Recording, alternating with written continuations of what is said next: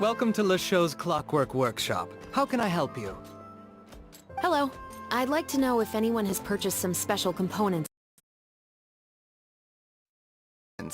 Sorry, could you be more specific? I mean the kind of components that aren't typically used for clockwork toys, but for firearms. Huh? For firearms? No, we don't sell those sort of things here. Don't misunderstand. I'm not here to cause any trouble. We are merely investigating a case, and we're hoping that you could cooperate. Well, to be completely honest, I'm not even sure what kind of components that would entail. Has anyone ever purchased components here as an individual, rather than on behalf of an organization? We have a lot of customers who buy toys, but those who buy components are all regular customers who buy in bulk on behalf of their organization. Is that so? I understand. Thank you for your cooperation. You're welcome. It's the least I can do.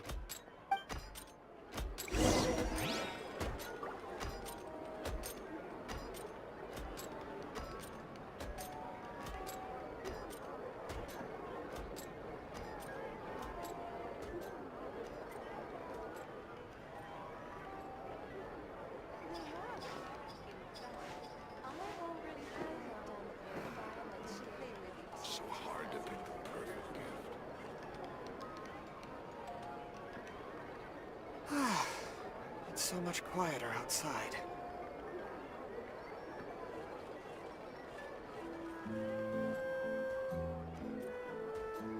I do hope the Knights of Favonius are all working hard.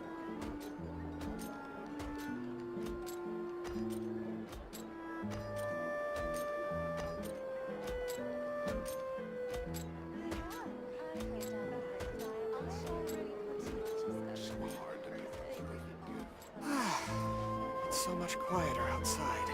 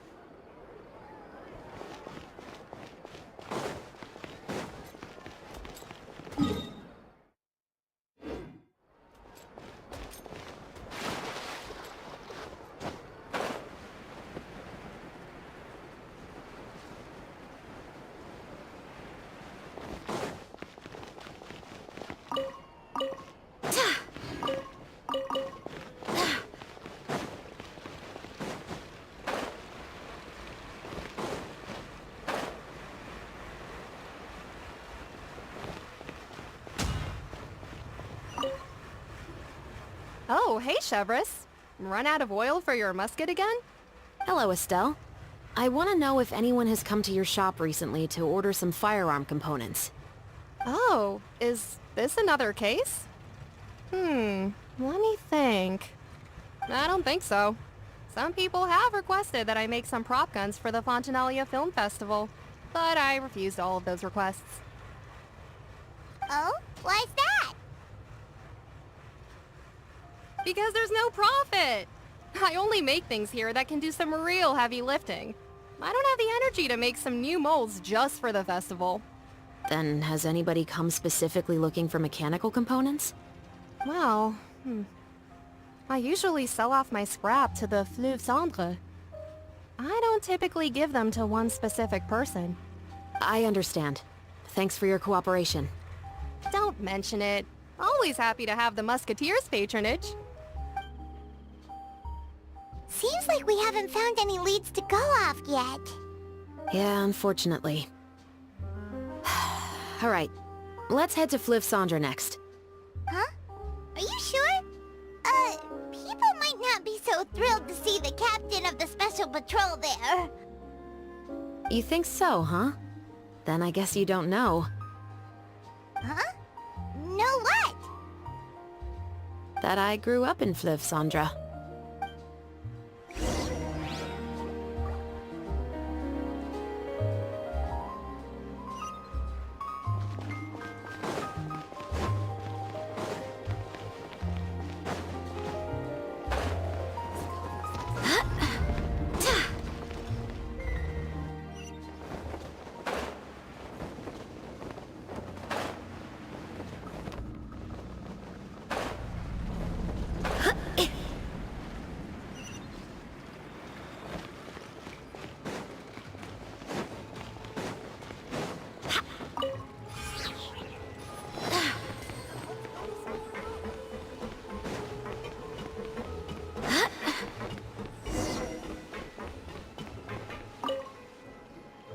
Hello, I'd like to ask some questions.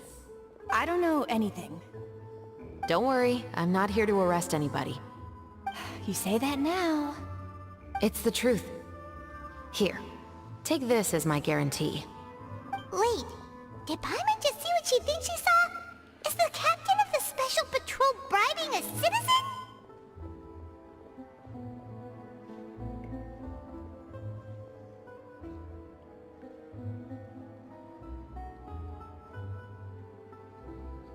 Seems you're different from the other guards. What do you want to know? Have you heard anything related to muskets in Fleuve Cendre lately? Anything at all? Muskets, huh?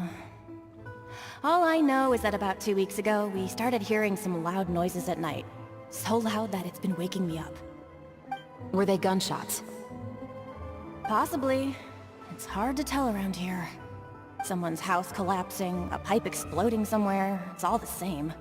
But the noises I'm talking about definitely happened after I fell asleep. Do you know where the noises were coming from?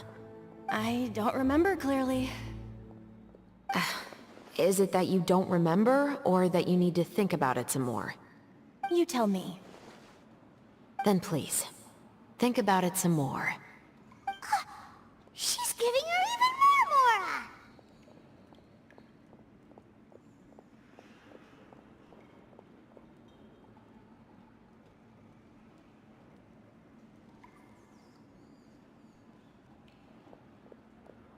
The noises came from the end of the Southern Waterway. I came out and had a look for myself when I wasn't sleeping well, but I didn't dare get too close. That's all I know. All right, I'll take your word for it. Thanks for the pâte de fruits.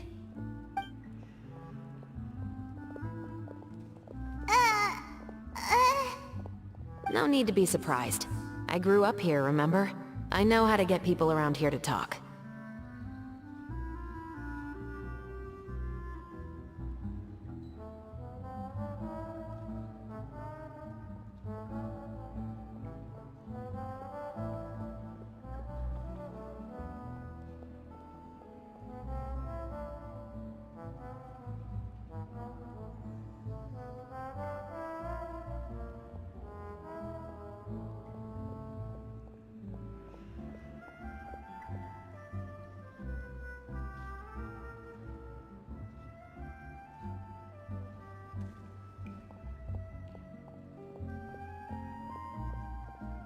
My apologies. I'm all out of sweets.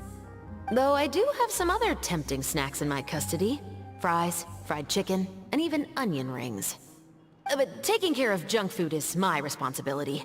You're better off sticking to your normal, nutritious diet. Now then, let's keep going.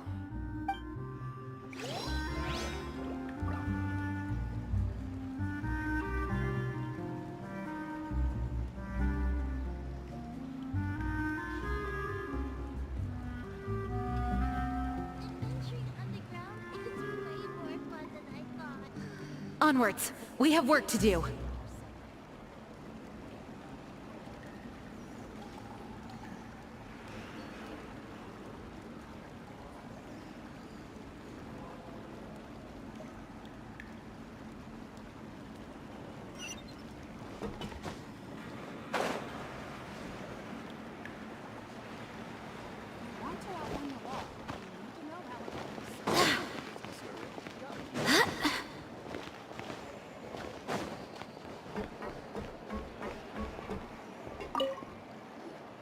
It's been a while, Tetro.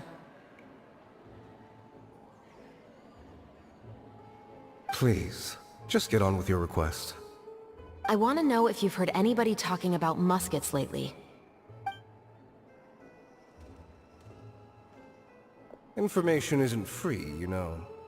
I've heard that bandits have been extremely active in the countryside recently, and they've been affecting the delivery of goods to Poisson. I can allocate some more manpower to help out with that problem. What do you say? You're still as helpful as ever. One of our men got drunk at dinner about a month ago and lost his gun. 3 days later, it turned up in the corner here. What's weird about that? He just forgot where he put it, right? This is Fleuve Cendre, my friend. Anything of value left in the tavern won't ever make it to the next day. But that gun turned out to be an exception. It didn't get any new wear and tear on it, and didn't even appear to have been fired. We were quite mystified as to what could have happened. I suspect it came back because the weapon was already known to the guards. You mean, a criminal was afraid the Marechaussee Phantom would use the shot marks to track them down? Maybe. But if that's the case, the culprit really took great care to avoid getting caught. I didn't say anything about a criminal. In Fleuve Cendre, knowing who was killed is as easy as knowing what clothes you're wearing today. It's the guy living in the east side, isn't it? I've never liked him. Every time he's here, he just orders a drink and sits there with a nasty look in his eyes. So, who was the one who lost the gun in the first place? Don't bother. Even if you ask, he wouldn't admit to owning a gun to some strangers. Not to mention the captain of the Special Security and Surveillance Patrol. He's right. I know you grew up here, Chevres. Even though you're on good terms with the Spina, you've still been gone too long. Not many people know you here now, and a lot of people don't like the Special Patrol. I know. So take my advice and don't show your face too much around here. It's for your own safety. I'll come and go as I please, and I'm afraid I'll be appearing more often due to my work. All right. Don't say I didn't warn you.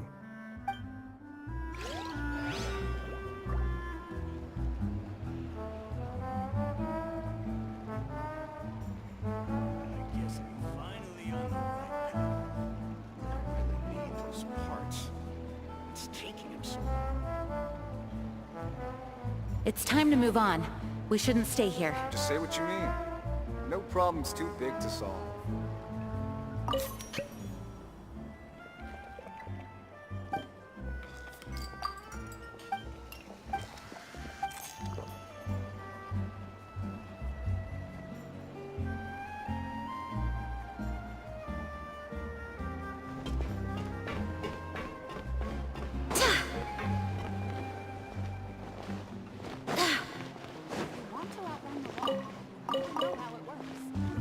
Gotta keep up with the changing times.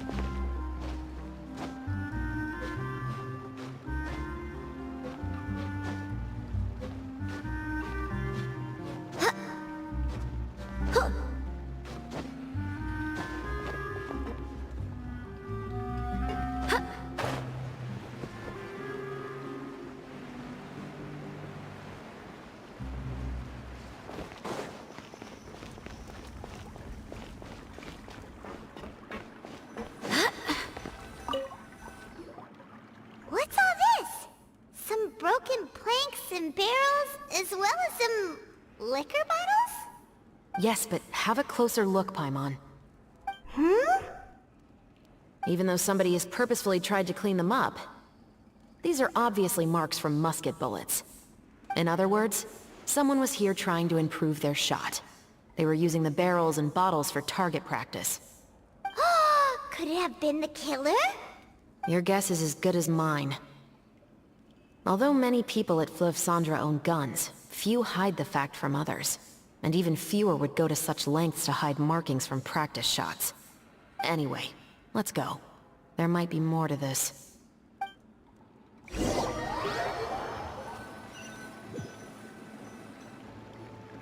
Seems like that's all we'll be able to uncover for today.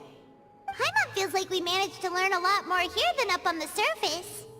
Yes. Assuming that everything we found is indeed connected to our suspect, then their timeline was probably something like this. A month ago, our suspect found a gun and took it home to disassemble it.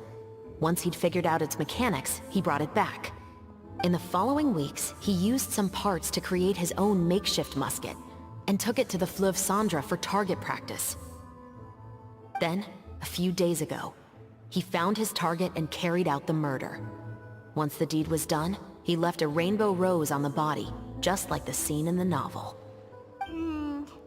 That all makes sense to Paimon, but we're still no closer to figuring out the killer's identity!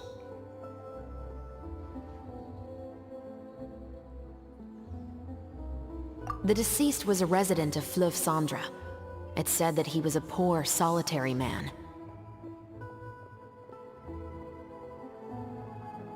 Yeah, that's also something I'm trying to figure out. If we are indeed following the novel, and there's a story behind the murder, then this murder should be an act of vengeance. But according to our investigation, the deceased didn't have any enemies. He was no saint, but no one's heard of a rival who hated him enough to shoot him dead. Much less care to leave a rose on his body. What message is the killer trying to convey? And to whom exactly? We've thoroughly investigated that possibility. He claims to have spent the whole day at the Opera House on the day of the murder, and the staff there have confirmed his account. Okay, so he has an alibi. Not only that, he lacks a credible motive as well. He has a family of his own, and both of his parents are still alive. I've looked into his records. He was adopted at the age of 6, and all the proper procedures were followed. There are also records of him at an orphanage before then. In the story, the mother of the 2 musketeers was murdered after the children turned 10. Of course, he could have changed the children's ages, but I don't want to assume anything without evidence. More importantly, I've also had a chat with him in person. He didn't seem like the kind of person who would pull the trigger to kill a man. Then, what should we do now? We have all this new information, but it doesn't help us move forward. Investigations take time. I didn't expect us to catch the culprit in just a single day. How about this? Let's spend the next few days filming with the crew. We can continue the investigation once we're done with the film. I'm sure that given time, new leads will present themselves. Wait, but weren't you saying Intel is like small, remote islands in the middle of the sea just a moment ago? Wouldn't you just miss them if you were to stop looking? Ah, but the book had more than one reference to the islands, Paimon. Oh? What else did it say then? As long as you spend enough time sailing through the fog, you'll eventually come across an island.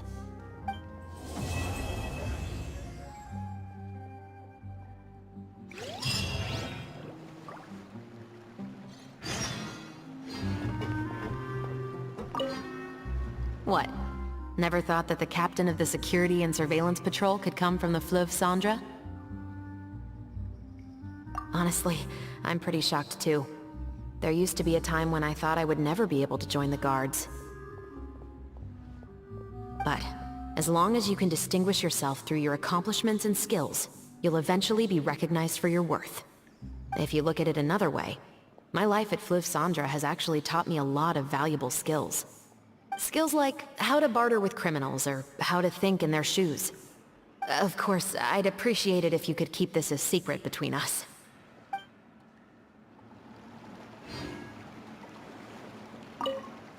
What? Never thought that the captain of the security and surveillance patrol could come from the Fleuve Cendres? You mean rising through the ranks? It was a struggle, for sure. But As long as you can distinguish yourself through your accomplishments and skills, you'll eventually be recognized for your worth. If you look at it another way, my life at Fleuve Cendres has actually taught me a lot of valuable skills. Skills like how to barter with criminals or how to think in their shoes. Of course, I'd appreciate it if you could keep this a secret between us.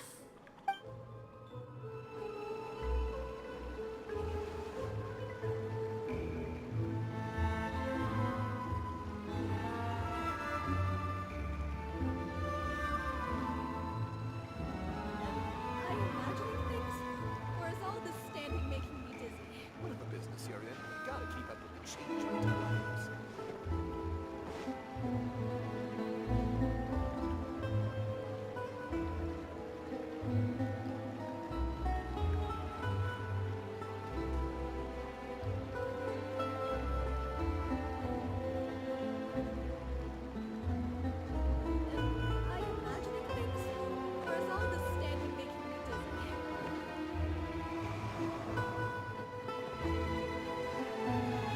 Business you're in, you gotta keep up with the changing times.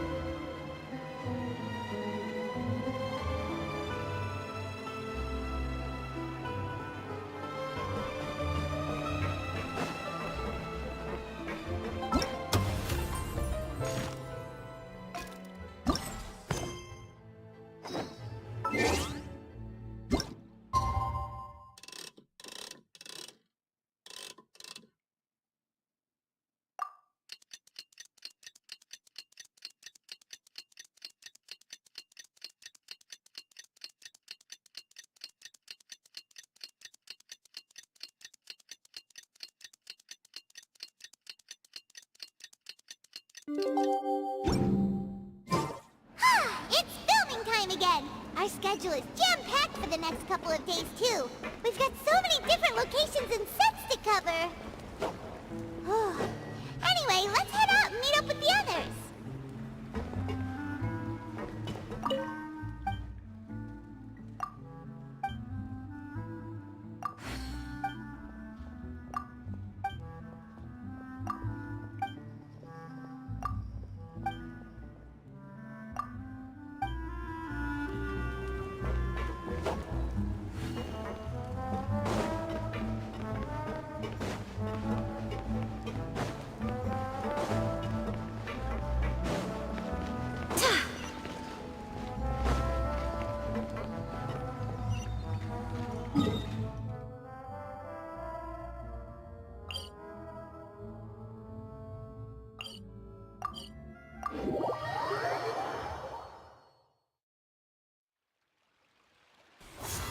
Go as one!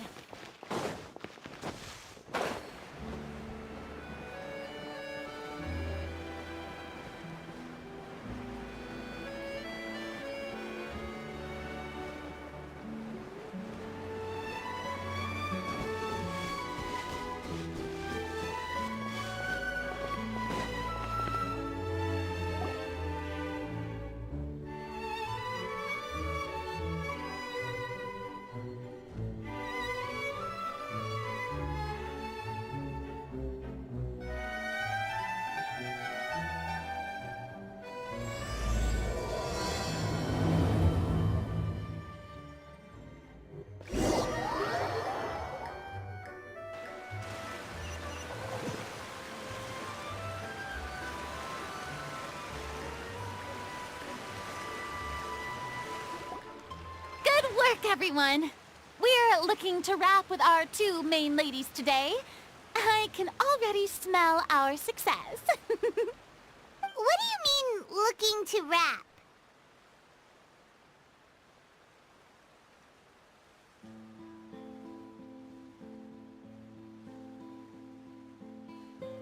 Oh, aren't you the expert now?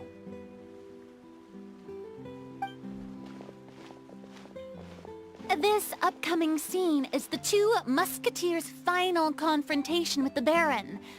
There will be quite a bit of action, but no choreography beyond what we've already rehearsed. Anyway, get ready. Lights, camera, action! The view is beautiful tonight. It reminds me of that fateful night 10 years ago. And now that I've said it, I can even make out the faint fragrance of herbal tea in the air. Enough, villain! It's time that you pay for the death of our mother! My dear Iris, have you forgotten your manners? How can you speak like this to your own father? I'd sooner swallow all of my teeth than call you father. What did I expect? Seems the daughters have turned out to be just as obstinate as their foolish mother. In this world, mora and status is everything! She thought she could blackmail me using her children and force me to grant her recognition and concessions? Ah, how naive can a woman be? Mother never asked a single thing of you. All she wished was for us to live a peaceful life, just like the others.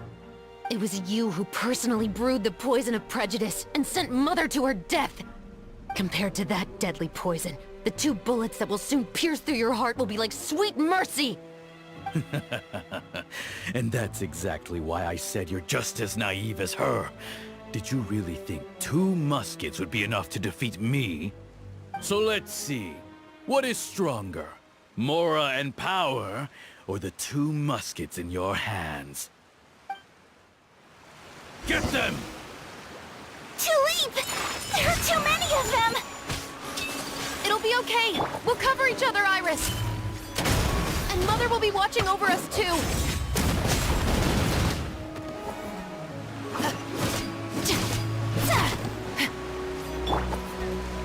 My apologies.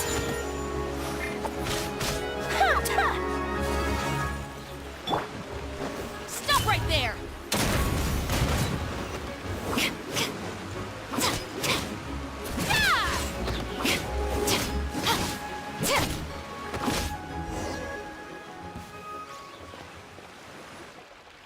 You've lost. To think I'd lose to my own 2 kids. We are no children of yours, and we'll never call that place our home. Then tell me, what did you do all this for? You lost your mother, and will soon kill your father as well. What will you gain in the end, other than sentences for your crimes? We will gain our long-awaited justice.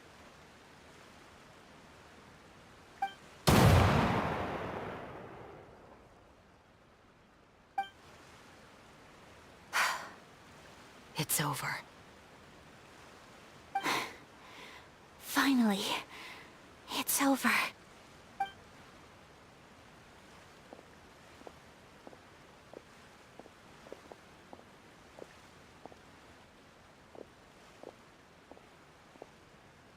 So, where will you go now, Tulip? I'm not too sure, Iris. Maybe somewhere with lots of flowers? After all, Mother always did love going where the blossoms were. What about you? I want to go visit Mother's grave. Yeah, that's not a bad idea. Huh? Tulip, look! What is it? It's Mother's favorite. The rainbow rose. Look, it's blooming again.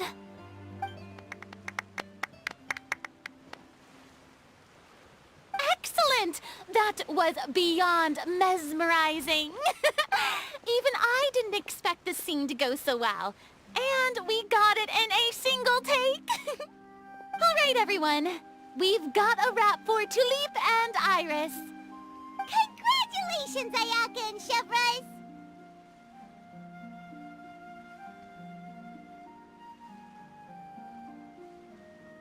Thank you. I didn't expect our parts to wrap so quickly. I wish I could savor the experience for just a bit longer. Paimon totally understands. Paimon's not ready to say goodbye to the clapperboard either. Filming has really been a lot of fun. You were great too, Chevres. The way you said, long-awaited justice. It gave Paimon chills. That is indeed my favorite line in the whole book.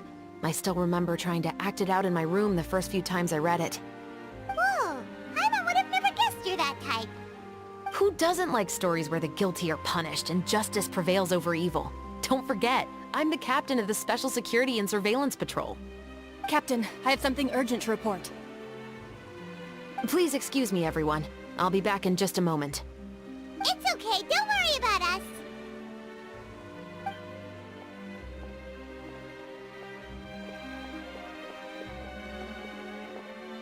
Oh? Was she whisked away by work already? I was just about to tell her how great she did. It seemed like some urgent official business. Then perhaps we should thank the stars that we were able to wrap both of your parts so quickly today. Switching around the filming schedule would have been a real pain. Anyway, I actually came over to let everyone know that we're all done for today. You can go home and get some rest. And one last thing, Miss Ayaka. Your acting skills today were immaculate as always. Are you sure you won't consider taking up full-time acting? See, I just happen to know this great troupe that's still looking for a lead actress. Thank you for your kind words, Director Farina. Unfortunately, there are still many matters that I have to take care of back home at the Yoshiro Commission. I cannot remain in Fontaine to pursue an acting career. Nevertheless, I will make sure to treasure this incredible opportunity in my heart. Oh, that's a shame. But I understand. Just let me know if you ever change your mind. I believe it's also about time for me to take my leave. But hopefully I'll see you on set over the next few days. Even though my part's wrapped, I'd still like to swing by and help out the crew. See you tomorrow, Traveler and Paimon. Yep, see you tomorrow! Well, what should we do next? Maybe we'll go investigate the case some more with Chevres today. Traveler, Paimon, please come with me. Huh? Where are we going? You could say that our ship has finally chanced upon one of those small, remote islands of intel.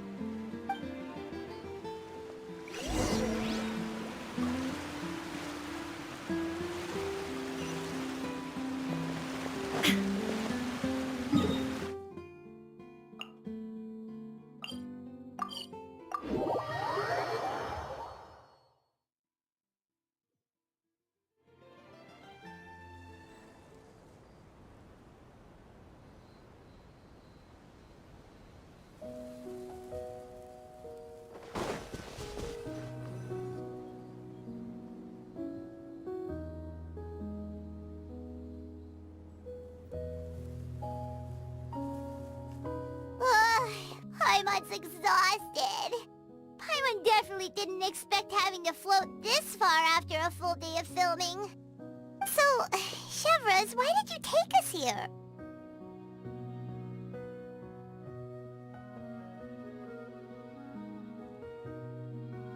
Affirmative.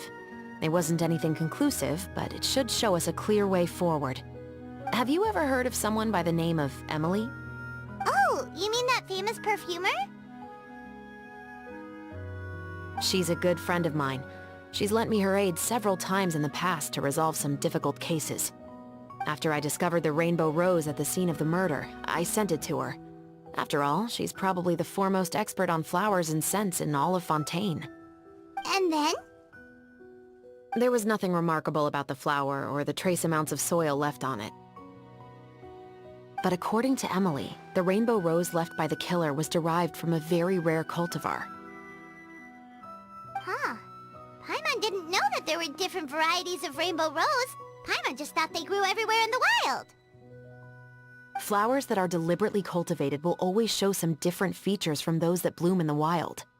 We already knew that the rose left at the scene belonged to a special cultivar, but with Emily's expertise, we were able to pinpoint the place where it was first picked from. Oh, Paimon gets it now. So whoever first planted that rainbow rose was probably the killer! Precisely. And after we checked what we learned against some sales records from the past, We discovered that there's only one person in all of Fontaine who could grow and sell this specific cultivar. Really? And who is it? It's the novelist. But didn't you say he had an alibi? To be clear, I haven't changed my mind about him. I still don't think he was the one who pulled the trigger. However, that doesn't mean the true culprit never visited him at his home or never purchased a rainbow rose from his garden. Whatever the case, we will have to confirm a number of things with him. So you mean the next place we need to go is... Yes, we're going to pay him a visit at his home.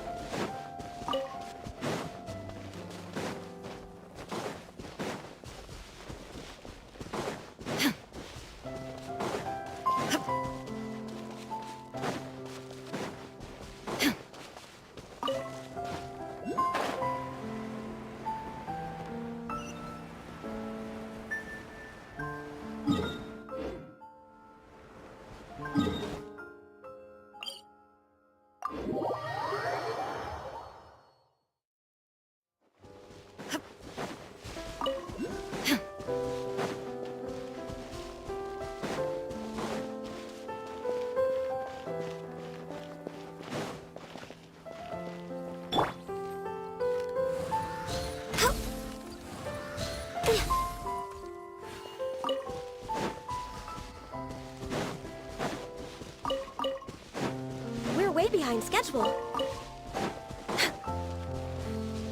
Next on the agenda...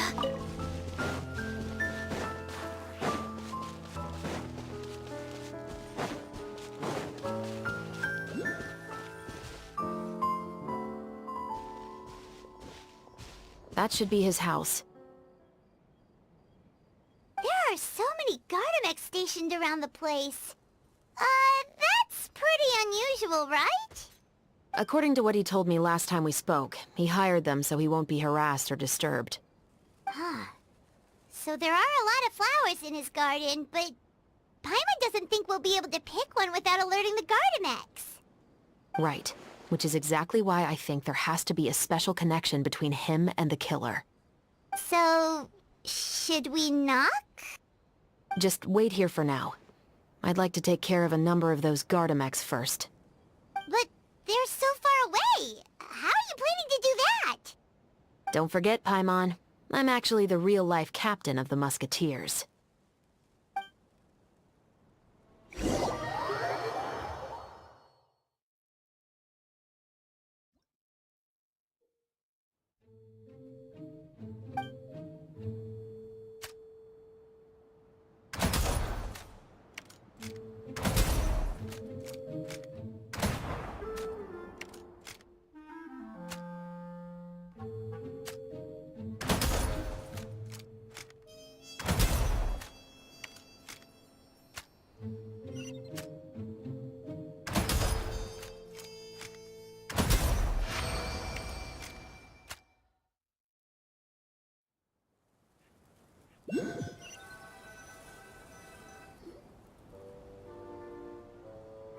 All clear. Let's go. Wait! Paimon's a little nervous now that we know he could be the killer. Can we go over our plan of action again? I'll go knock on the door and make sure it's safe inside. Once we're sure that we're in the clear, I'll ask him to come with us for a quick round of questioning at the guard's headquarters. But can't we just arrest him? We still have no evidence that he's the killer, or that he lent the killer any direct aid.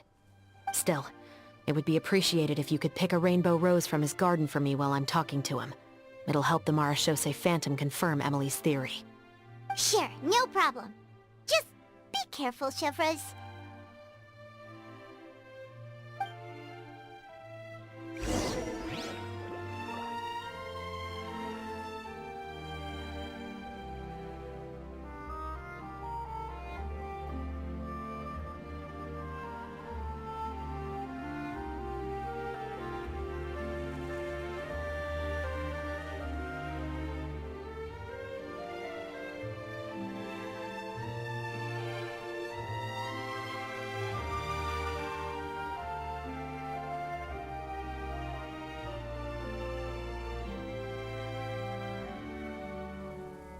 It's so nice to de-stress.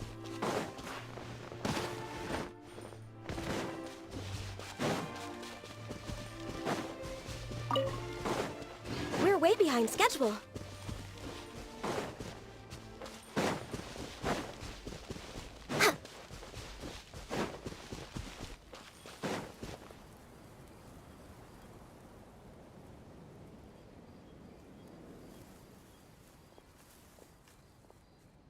Excuse me, Mr. Baptiste, are you home? Who could it be at this hour? Oh, it's you, Officer Shovras. Would you mind accompanying me to the guard's headquarters, Mr. Baptiste? We would like to ask you some questions about a case. Oh, is it still regarding the murder case from before? I cannot confirm or deny that at this time. So it is then. Listen, I need you to come with me, Mr. Baptiste. Miss Shovras, I'll save you the trouble. Oh, and you two over there? There's no need for you to pick my flowers either. It's not time for them to bloom yet. Oh! Okay.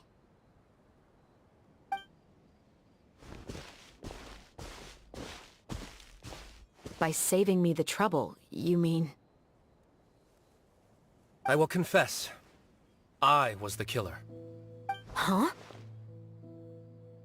He just admitted he's guilty! Please relax, everyone. I'm not armed. The musket you're looking for has been buried in my backyard. Then it's my responsibility to inform you, Mr. Baptiste, that everything you say right now will be used as evidence for the inevitable trial. Yes, I am perfectly aware of that. I must say, I hate this feeling. Oh? Is it because I confessed? Or because you've been proven wrong? Both, I suppose.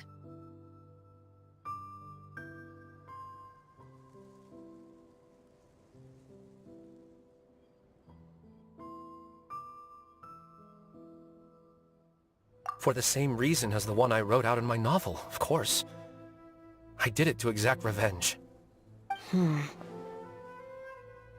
I know you haven't figured out the link between the two of us. Had you done so, I'd have been taken away to the headquarters a long time ago. But that won't stop me from always remembering his grotesque face. After all, he was the one who killed my mother. Your mother is still healthy and well. You know, I was adopted as a child. I was referring to my birth mother. That was never recorded in the orphanage's records. Please forgive a 6-year-old child for concocting some lies to protect himself after watching his mother die right in front of him. So, your novel, it was like a record of your life? No, of course not. It was a work of fiction with many embellished parts. But I am indeed the illegitimate son of a wealthy and influential man who abused his power to murder my mother. That part was 100% real. But the man you killed didn't have a Mora to his name. He was a hired assassin. An irredeemable beast who sank his fangs into a defenseless woman just for a few bags of Mora. But if that's really the truth, you wouldn't be telling us any of this now. You still haven't managed to take revenge against your father, the true mastermind behind it all. I never thought I'd hear that kind of thing from the captain of the Special Security and Surveillance Patrol. I'm simply skeptical about your motives. It's simple, really. I've grown tired of everything and don't want to shoulder this burden anymore. You may have considered me too soft to pull the trigger. Well, as it turns out, you are exactly right. I've become overwhelmed by the aftermath of the murder. So you're going to call a stop to your revenge, just like that? The true mastermind is too rich and too powerful for me. I've accepted that I will never be able to avenge my mother alone. And so what? The characters in your book never gave up? Now, Officer Shavras, I'm the one who has killed a man, aren't I? Are you trying to convince me to commit another crime? What's your father's name? How do you plan to prove the veracity of all of your claims? Well, I'd like to speak with you privately. Sure. Why don't we speak privately at the guard's headquarters? No, it has to be here. I must ensure that we won't be overheard. Fine. Let's talk here. When I said won't be overheard, I meant by anyone. I would like to speak with you and you alone.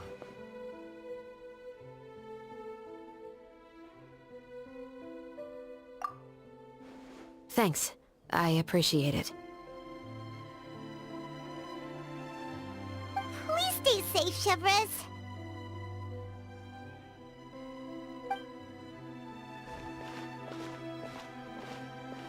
All right. Let's hear it. Will you really believe what I'm about to say? Well, that depends on what you're going to tell me. Fair enough. Fair enough. Then listen closely.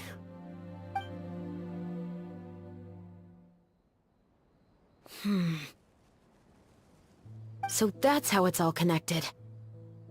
So, it seems you believe me after all. Do you want me to go public with this? No, of course not. At least, not right now. Then why did you bother telling me? You've read my work. What do you think? Even if you were to go public with all of this, right now, he'd simply deny everything. It's been too long.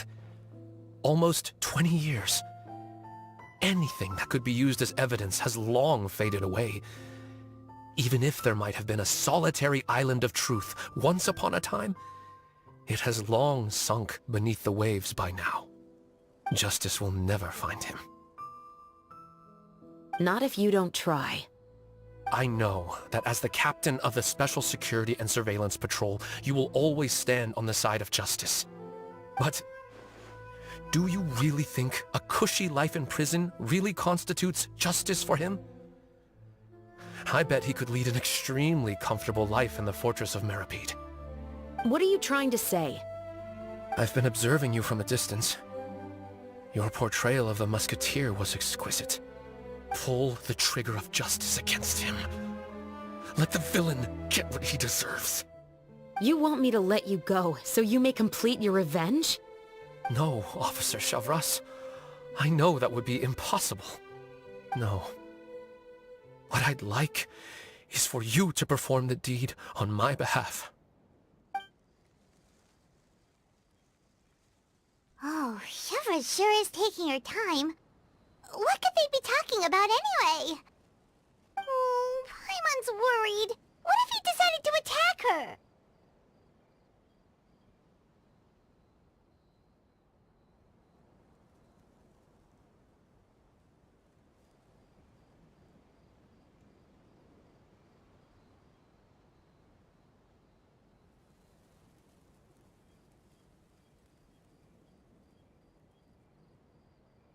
Oh, you do have a point.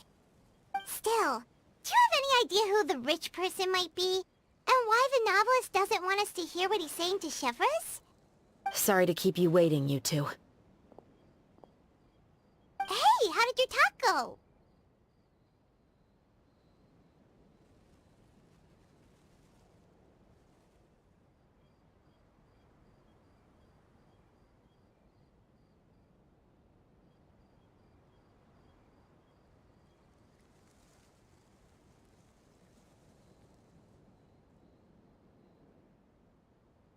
I've already sent someone to escort Baptiste back to the headquarters for questioning.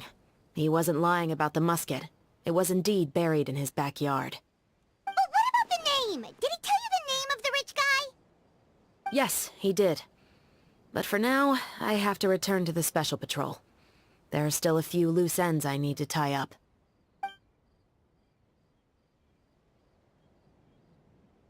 I'll probably be quite busy over the next few days, so apologies if you don't see me on set. All right, Paimon understands if you can't tell us everything you know. We'll just keep an eye on the Steambird then. Actually, there's still something else I need your help with.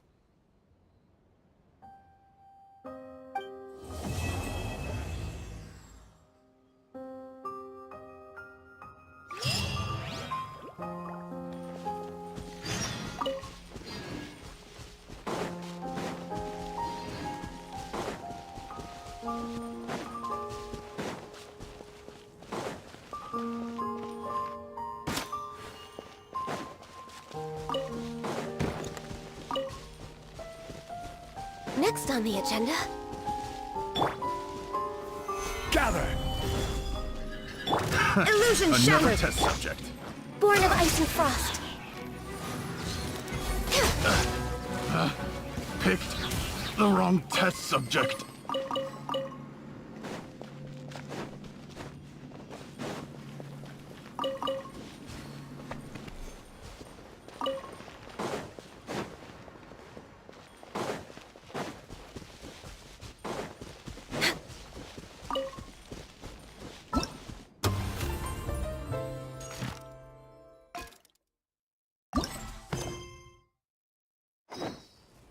Next on the agenda...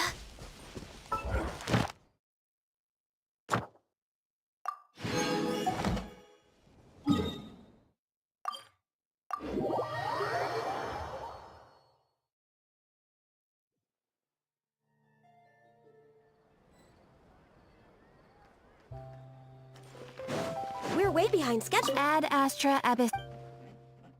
Thank you for Ad Astra.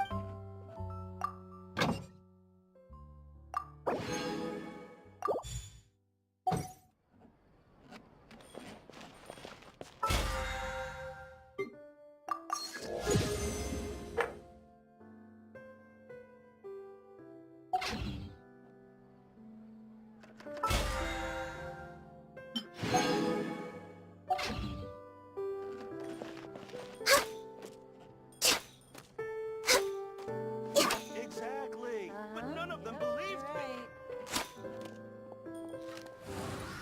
There'll be an extra fee for that.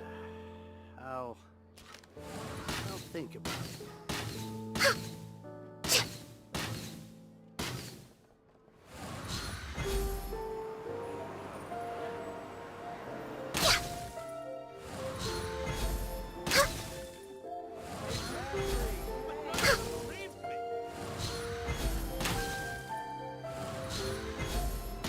There'll be an extra fee.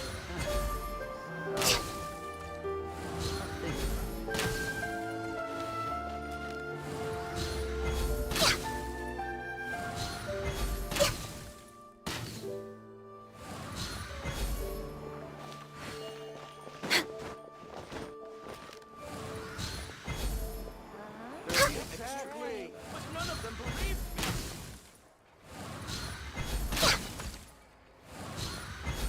Time itself. Next on the agenda...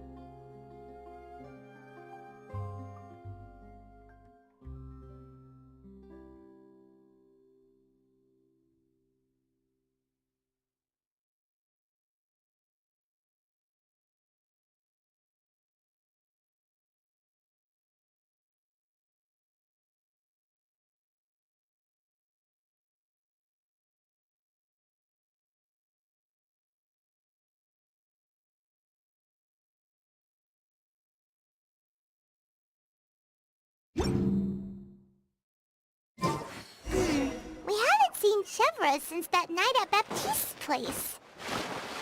Well, guess there's there's no point in worrying about it now. Let's go join up with the others.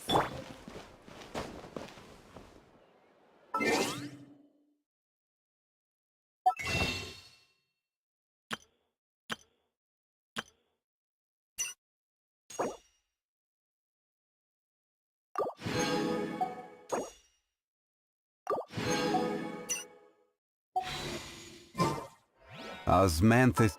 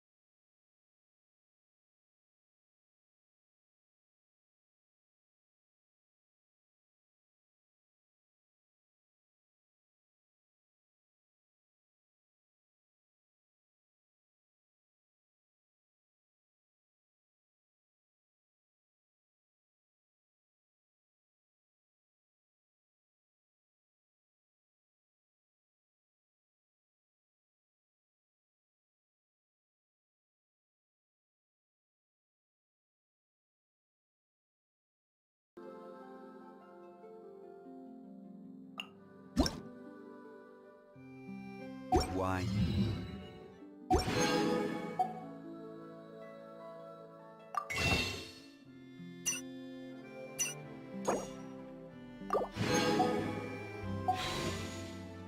Tastes the same as I remember.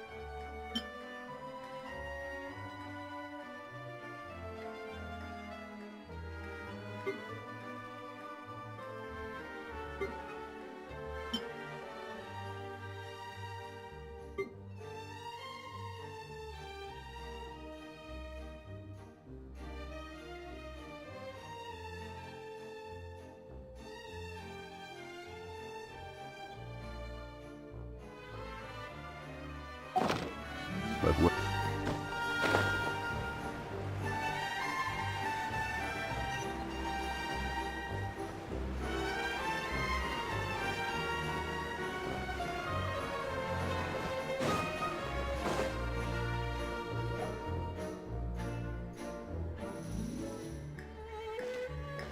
Good morning!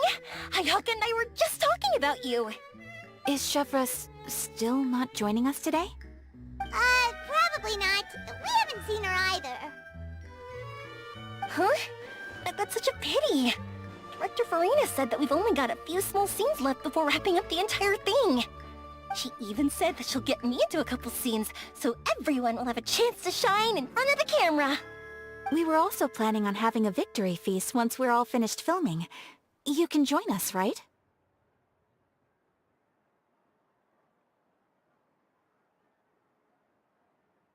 If only Chevros was here. I still haven't taken a photo with her.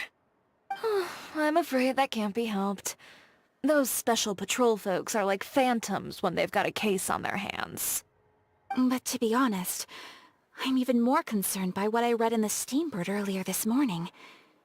It said that the killer in the murder case was none other than the author of the Two Musketeers. Oh yeah, I heard about that too. He came forward and confessed his crimes, but gave no explanation as to why he pulled the trigger. We didn't know about this case at all when we joined the film. Is it going to affect the reception of our work? From a pure publicity standpoint, this will draw a lot more attention to our film. I have to say, though, that no director can be perfectly comfortable with garnering attention through means other than artistic skill. To be fair, I feel like that ship sailed the moment you allowed yourself to be named as the director on our posters. It's not my fault that I'm super popular. What was that saying again? My popularity has, Sunk to an all-time low? spread to the four corners of Tibet.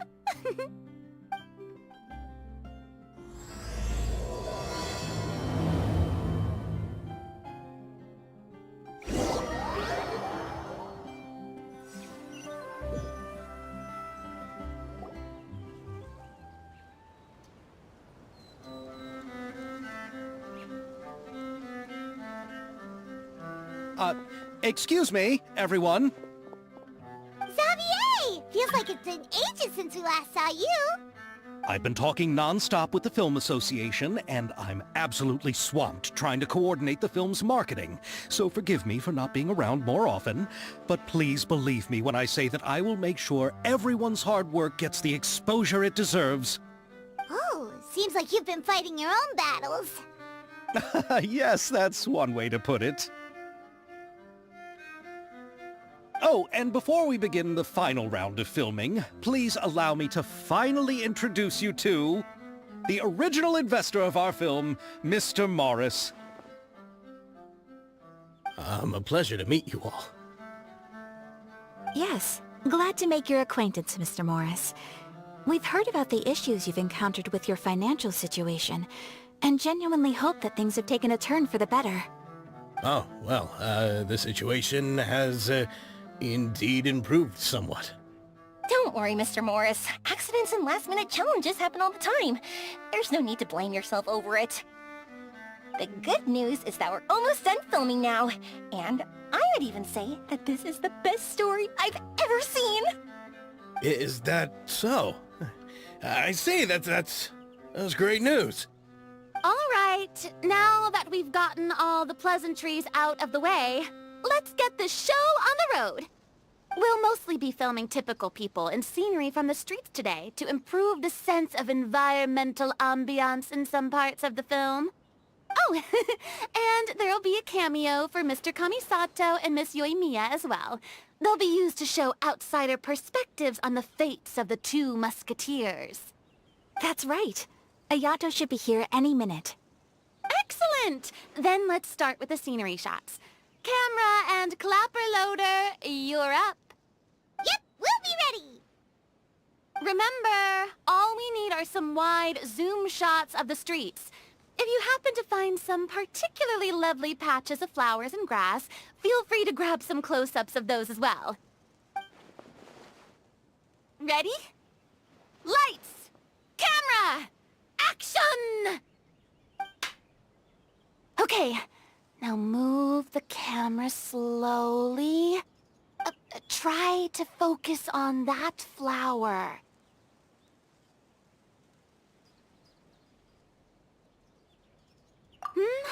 What's wrong? Just adjust the focal length a bit.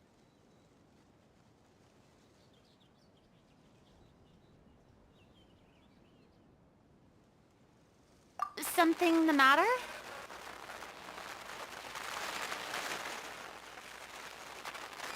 Huh? But wasn't it working fine for all the days before? Veronique, can we try a different camera? No problem. How about this one?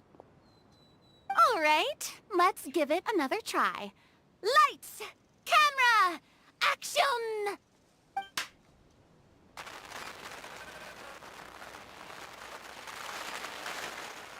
Don't tell me. This one is broken too? Veronique, do we have any other spare ones we can use? I'm afraid we only brought these two today. What? Then go find a workshop to get them repaired right away! Oh, and you too, Bono! Go find our spare camera in the warehouse and bring it back to the set! On it. Greetings, everyone. My apologies for the delay. Is something the matter, Ayaka? It seems like there are some issues with the filming equipment today. We're stuck for the moment. I see. Well, let's not just stand here twiddling our thumbs. Actors, to the makeup booth. We'll start on the next scene as soon as we get a working camera. The people at the workshop told me that the part which holds the lens in place seemed to have fallen off. That's super strange. It was perfectly fine just yesterday. Well, no time to dwell on that now. Let's get back to filming. Ahem! Quiet on set! Places, everyone! Lights! Camera! Action! By the way, have you heard about that recent murder case? Yes, I have. It seems that they've caused quite the commotion in the city. I heard that the chief of the guards is so mad about not catching the culprit that he's about to explode. Oh? I find that quite hard to imagine, considering how he already looks most days. Director, we have a problem. Oh, we're in the middle of a take! Couldn't you wait until we wrapped up this scene? No, Director, our film, all the finalized film that we've been keeping in the case has disappeared. Oh, wait, well, what did you say? Mr. Bono, please take me to where the film was kept right away. I'm coming too. No, Yoimiya, you have to stay here. Oh. Okay, listen up. Everyone who's not working on this current scene can go with Bono to look for the film. Everyone else, stay put and wrap up the scene. Unbelievable. How could all these problems happen in just one day? We're back. How did it go? Did you find the film? We found it in the sewers. Huh? In the sewers? Is the film still okay? We discovered it just in time, so we should still be able to salvage it. The others are checking now to see if we lost any specific scenes. Oh, you scared me for a moment there. I nearly thought we had lost everything. I really don't want to experience that feeling of despair again. Okay, but who could have stolen the film and dumped it there? Could it be, some competitors working on other films?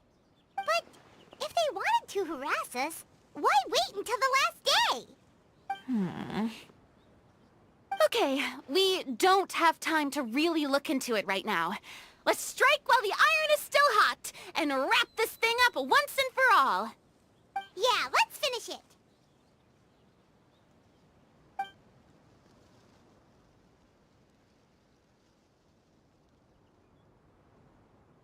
I would like to officially announce that our entry to the festival, The Two Musketeers, has now concluded filming! Paimon is spent. It's so late already. Even though the filming process proved to be extremely challenging, everyone provided valuable and unique contributions to the final product. Thank you all for your dedication and support. And just like Director Farina, I would also like to extend my most heartfelt thanks to all of you. Really, you've all helped me so much. All right, let's save the awards speech for later, and hopefully also get some rehearsals in before the real thing. Anyway, now it's time to party! Let's all make our way to the beach and have a celebration feast so loud and fun that even the blubber beast will want in. Party! Party! Paimon wants to party!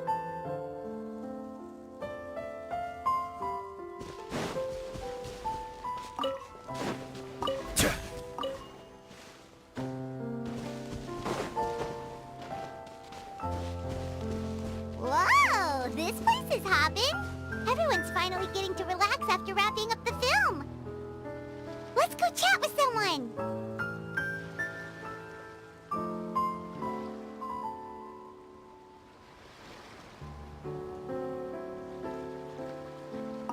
Have you ever seen a fireworks show, Mr. Morris? It's pretty amazing.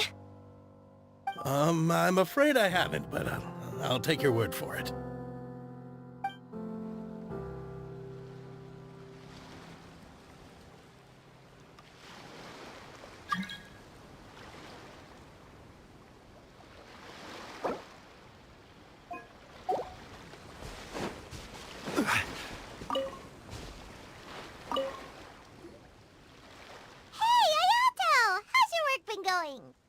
Everything went rather smoothly. Thank you for your concern. Ayato told me that we've already confirmed the dates for some Inazuma Fontaine cultural exchange events. So the next time we visit, we'll be doing so in our capacities as the representatives of the Yoshiro Commission. Oh, that's great! Then maybe Paimon will be able to find Fontaine detective novels in Inazuma from now on! Oh, wait. Wouldn't Yae Miko get upset if that happens? That would be stealing some of her business.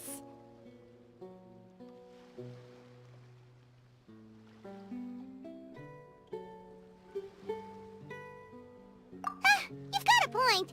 She's always complaining that light novels have become bland and too predictable after all.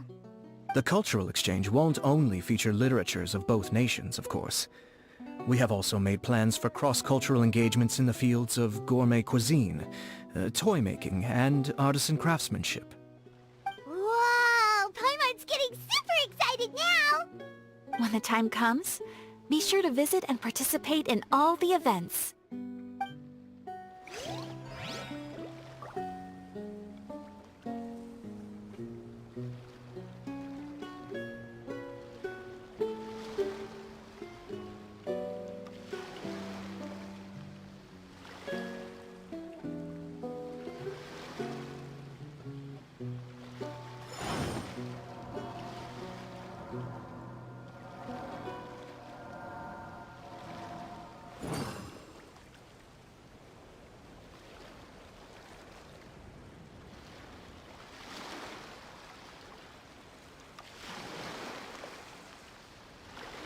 Osmanthus wine tastes the same as I remember.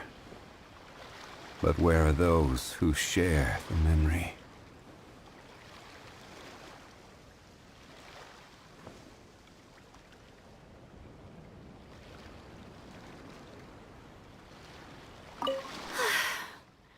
I wish we could have spent some more time here. Don't worry. It won't be long before we're back again.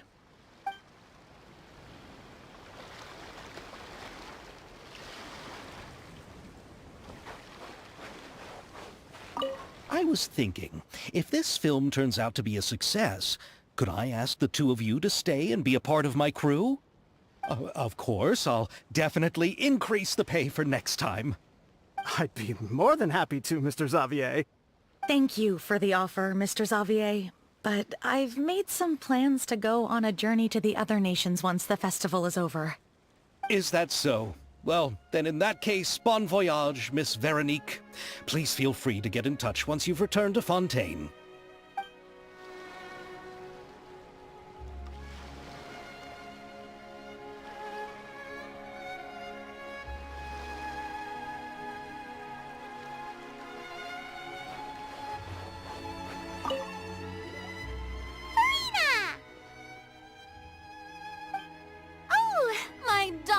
Clapper loader and camera operator, you've both worked really hard.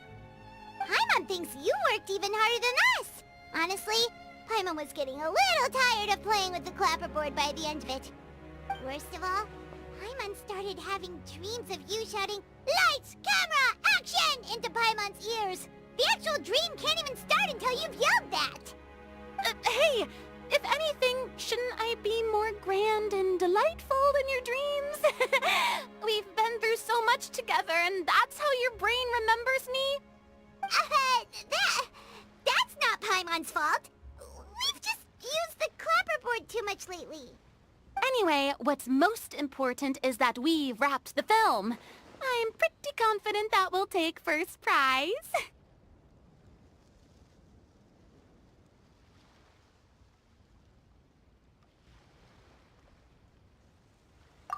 No need to mention the official name. Wait, now that you mention it, if we did win the prize, would Farina just get a statue of herself? Come on, I don't need that kind of attention. Xavier can accept the reward on our behalf. But just imagine! Farina accepting the Farina Award and holding a Farina statue. I'm going back to my dessert now. You all can keep discussing that on your own.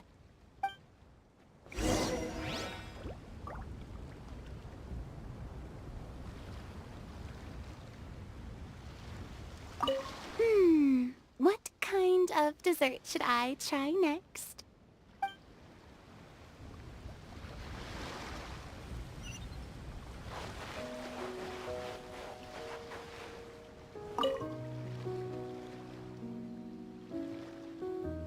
Chiori! Hey, you two. Are you not really into these kinds of big social occasions? Not particularly. But this is still better than Fontaine Fashion Week. But if this film becomes a big hit, people will definitely come flocking to your shop. Yes, that's highly likely. As long as the film can premiere as planned.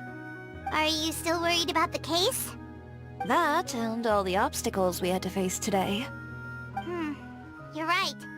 It's as if all our bad luck just manifested at once. But why today of all days? No. No, it's nothing. We've already delivered the film to the editors, so there should be nothing more to worry about. How are you doing, Mr. Morris? You having a good time? Well, you could say that. Do you happen to know when the party is scheduled to end? Judging by how much fun everyone's having, I'd say probably not until well after midnight. Is there something that you still have to take care of at home, Mr. Morris? Oh, well, I'm just not a late-night person, so I might take off shortly. Oh no! Silly me. I almost forgot something super important. Oh, what is it? I prepared a whole batch of fireworks for the party, but I forgot to bring them over from the warehouse. Fireworks, you say? Well, that's, truly a pity. Sorry things didn't go as planned. Could you help me carry them over, Mr. Morris? I won't be able to fetch all of them by myself. Me? Are you sure that you can't find anyone else? I just wanted to make this surprise for everyone. The warehouse isn't far from here. We'll be there in no time. Pretty please, Mr. Morris. These are some of the best fireworks I've ever made. So I also want you to see them before you leave. They're stunning. I promise that they'll be a once-in-a-lifetime experience that you'll never forget. But... It's okay, just come with me. If we're sneaky enough, nobody else will see us leaving. All right. The warehouse is right over here. I moved the fireworks there in advance, so it shouldn't be too much work bringing them back. It's still a ways away from the party. Sorry about that, Mr. Morris. It's probably because I'm used to carrying fireworks all the time, so it doesn't feel like a lot of work to me.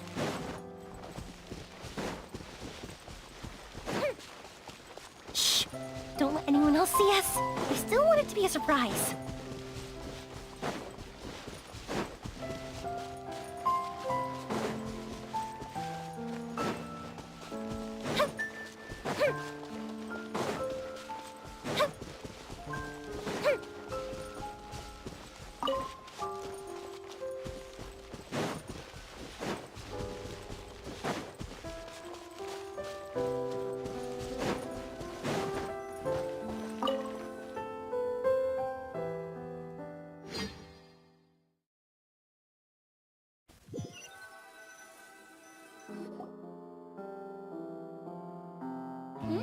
It's dark in here.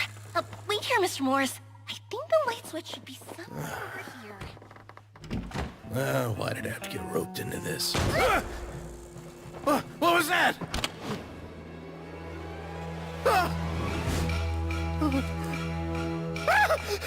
Who's there? Get me out! Get me out of here! Did you really think you'd get away, Morris?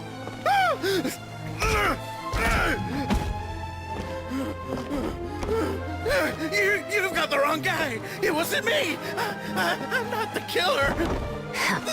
You know, Eliza died a far more heroic death than this. She fought your assassin to the end, to save the children she had hidden beneath the floorboards.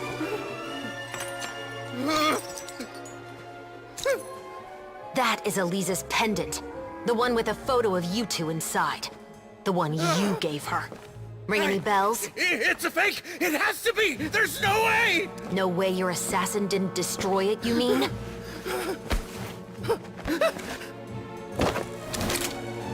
Did you ever love her, Morris? Or was killing her always the plan? No, please! Listen to me! I told Eliza to keep us a secret! I paid her plenty for her silence! I never thought she'd keep the child! Everything was gonna come out, and I had no choice! She'd force my hand! No! I'm begging you. I have money. Just name your price, please! You can keep your Mora, and you can go to hell.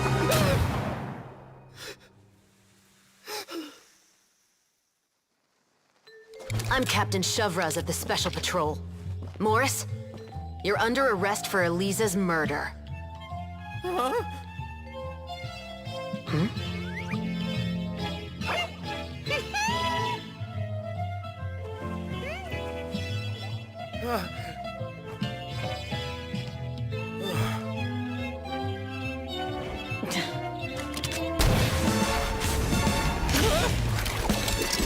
You're under arrest too, prop manager Veronique.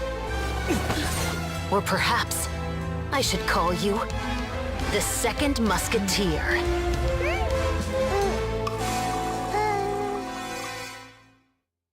Wait, what's going on? This wasn't in the script. Drop the gun, Veronique. Why? Why would you keep me from exacting revenge on this heartless monster? Drop your weapon. This is my final warning.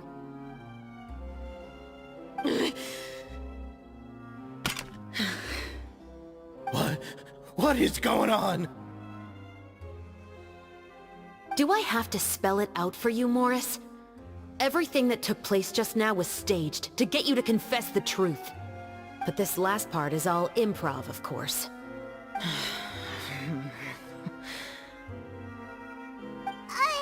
Shivers, you told us you wanted us to help you stage a play. You never said anything about the Second Musketeer. It's because even I had no way to confirm my theory until now. Thank you for your performance, Yoimiya. Could I trouble you to go and bring in the other Special Patrol members? They should be on standby just outside.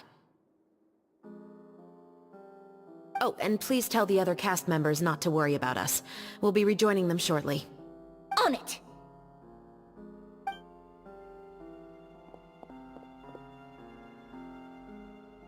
So what do you think, Morris? Care to talk about what happened 20 years ago? My patience is limited, you know. Don't force me to take you back to the interrogation room. I'd wager that you wouldn't last for more than a minute in there. With the recording we made, you have no chance of winning in court. Cooperating with us now is the most practical move. All right. I'll talk. I hired an assassin to murder Elisa. She once worked as a maid on my family's estate. She was very beautiful, and after some time I fell for her. We kept our relationship a secret and carried out an affair for some time, but it wasn't long before she became pregnant. And if my parents ever found out, they would have stripped me of my inheritance and status, driven me out of my home. I also didn't expect Elisa to insist on bringing the pregnancy to term. She even asked me to leave my family and travel far, far away with her. She believed that you were truly in love with her. I didn't have a choice. I gave her a large sum of mora, told her to leave the family and to get rid of the baby. But then years later, she sent me a letter. There were photos of 2 children, and she even asked if I could find some time to visit them. Huh? 2 children? Paimon thought Baptiste was the only... you mean... Even if she had the children against your will, you could have just ignored the letter entirely. Why kill her? I had just gotten engaged to be married to an heiress from another wealthy family. So if anyone were to find out about Elisa, my life would be completely ruined. I didn't have a choice. No. You always had a choice. You just made the wrong choice. Again. Do you know how it feels to watch your mother be killed right in front of you? My brother and I were hardly even school age yet. We were hidden beneath the floorboards, grasping each other's hands like a lifeline. We were so terrified that we didn't even know we could ever take a breath. All we could do was to watch Mother try to fight back, and then collapse to the floor. Even after the assassin left, we were still too terrified to leave our hiding spot. We thought that he might come back. It was only until the next evening, when we finally climbed out and gathered around our mother. But she had already become cold and stiff to the touch. You made up your mind right then and there to bring this case to light. Not only that, we resolved to get our revenge. And that's why you became the Musketeers. No, that's why I became a Musketeer! The man from before was also killed by me. My brother had nothing to do with it. I figured as much. You did? I once told these two that he didn't look like a killer to me. His confession from that night also rubbed me the wrong way.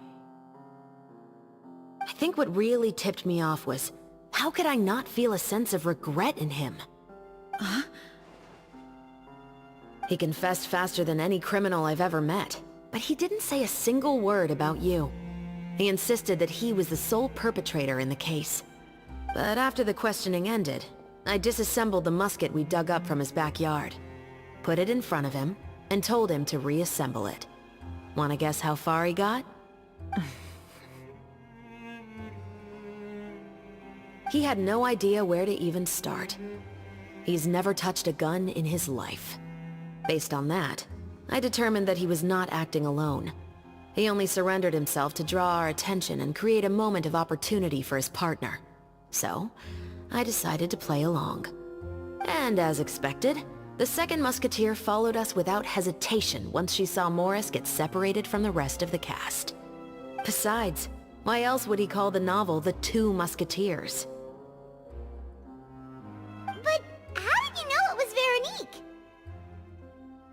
I figured it out the moment Baptiste told me his father's name. That so-called financial crisis was all just a ruse. He just wanted to sign up as the investor and then leave the film without any source of funding. After all, he has a vested interest in minimizing the reach of this story. It's really just the same thing as what he did to Eliza all those years ago. Human scum. But then Xavier pulled out all the stops and got the film made against all odds. Morris couldn't have that. With the killer in custody, he figured it was safe to act. And so he came to visit the set today, just as I expected. Wait, so you were behind all those mishaps today?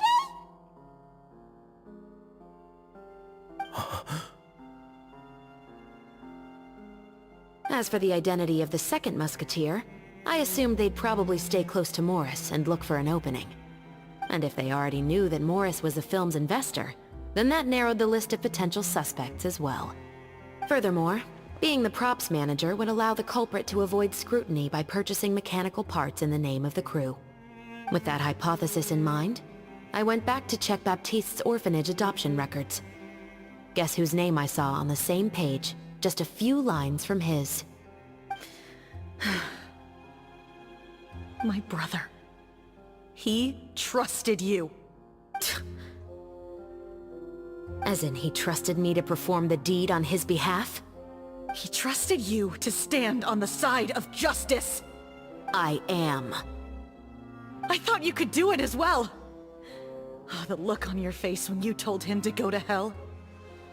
I really thought you'd put a bullet in his brain. You know what he has done. Are you telling me that you'd rather see him spend the rest of his life living like a king in the fortress of Meripede? I will never be able to forget the feeling of my mother's cold, lifeless hands. And you would call this ending fair?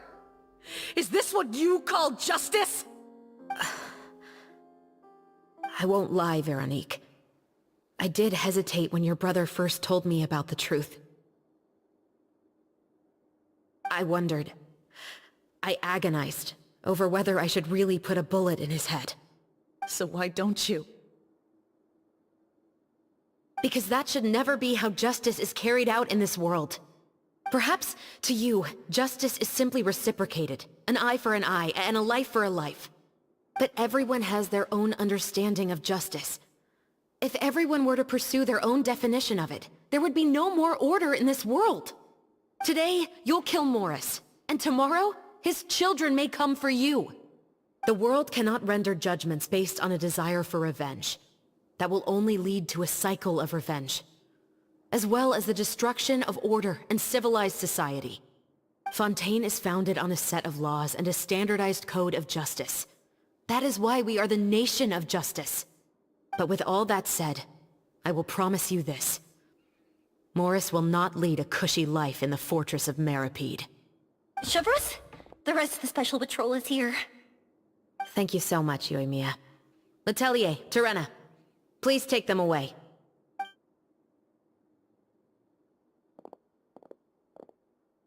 I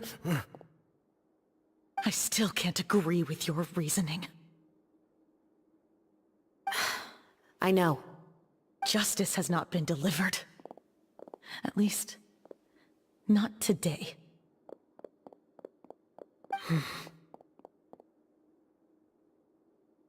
Chevreuse. Let's go. We should give an explanation to the crew.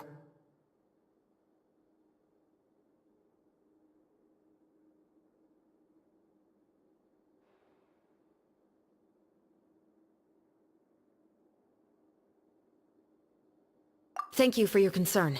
I'm fine. I'm just thinking about the things in life that have driven people to take justice into their own hands.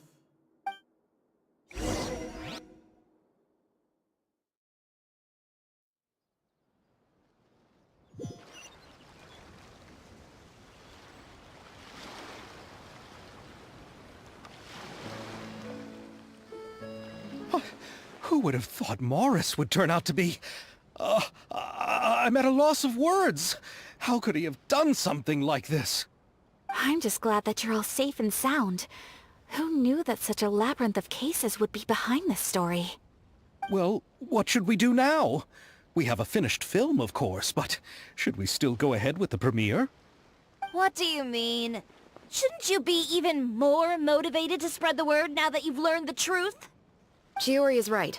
I'd also like more people to see this story for themselves. But the real ending of the story seems to have deviated somewhat from the one in the script. Is that still acceptable to you, Miss Chevreuse? The call is yours. We still have time to reshoot an ending if that's what you'd like. No, it's fine as is. I like what we have for the catharsis. Romanticism is what gives works of art their appeal. Fiction is able to explore means of restitution that could never work in real life. Just like the real world, the world of stories also has its own set of rules and justice. These different possibilities are what initially drew me to reading in the first place. Sounds good to me. I support your decision. What about Veronique? Will she be okay? She will soon face her judgment alongside her brother and Morris. If I had to guess, they'll probably all be sent to the fortress of Meripede. I'll make sure to give Risley a heads up about it. Oh, you mean that kind of heads up? Exactly. Ahem. All right, then the matter's settled. Now that everything's been taken care of, there's no reason for us to keep looking all gloomy and grumpy. Let's get back to the feast and enjoy each other's company. We'll be starting the post-production process tomorrow. You should join us, Chevreuse. You missed the first few hours of the party, didn't you? All right. Count me in. Then I'll wait for you over there. There's still some good news that I'd like to share with Chevreuse. Traveler, Paimon, could you wait for me by the sea after the party ends? I'd like to go on a brief walk with the two of you.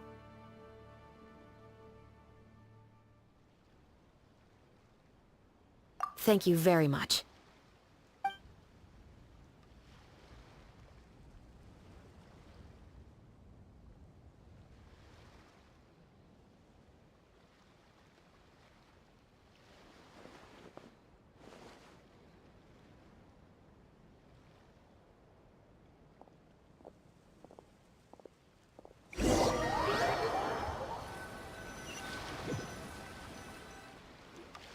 Sorry for the wait. Oh, we weren't waiting long at all. Is there something else you wanted to tell us? No, I don't have anything new to share. I just felt that since you were my investigation partners, I should have another conversation with the two of you.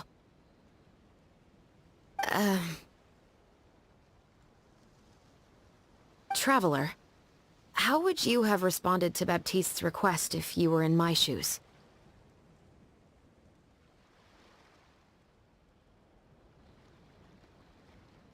Is that so? Well, thanks for sharing. When I was young, my father often took me here to swim. We'd come rain or shine, even when it was freezing cold. He told me that swimming was the best activity to train one's strength of will. You could never give up before reaching the shore, especially when the water was cold. Oh? Why's that? Because the moment you give up would be the moment you die. At that point, I still hadn't received my vision. One winter, the chilly wind felt almost like knives on my skin, and the seawater was so frigid that it numbed my toes the moment I stepped in. I cried and begged my father to spare me from having to swim across, but he wouldn't listen. He used to be a member of the Special Patrol as well. You could say it was his way of educating his children. That sounds awful. When he saw that I wouldn't stop crying, he just picked me up and tossed me into the icy water. The bone-chilling cold took away my senses. I couldn't feel anything but fear and rage. I waited for my father to save me, but one look and I knew he'd already started swimming for the opposite shore. I realized that if I were to give up, I really would die right then and there. I used all of my strength to try and catch up to my father. Those few minutes felt longer than my whole life up until that point. I did, however, make it to the other side. I've never felt afraid about anything in my life after that, nor have I ever cried again. That way of teaching would have never worked on Paimon. Yeah, I don't think that was the right method for anyone. It's just that, working now as I am in the pursuit of justice, I still sometimes feel like I've been tossed into that winter sea all over again. The anger and the helplessness. Chevres. But the worse I feel, the more I know to never give up. The alternative would be to forever lose myself among the waves. Anyway, how about a race? Neither of us will drown, but we can still see who swims faster.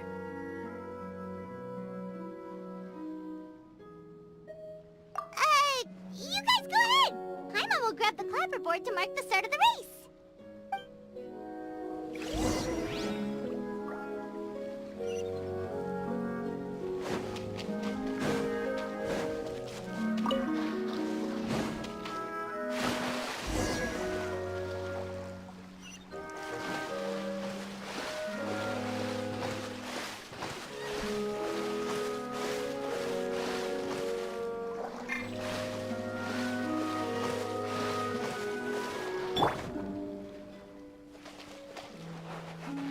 Drop your weapons!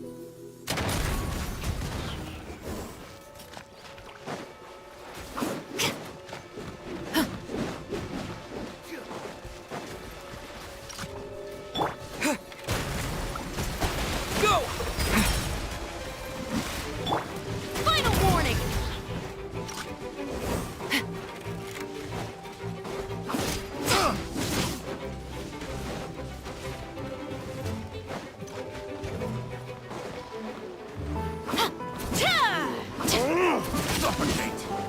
Stop right there!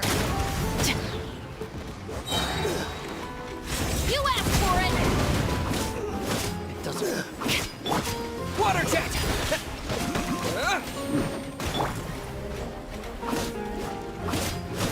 Final warning!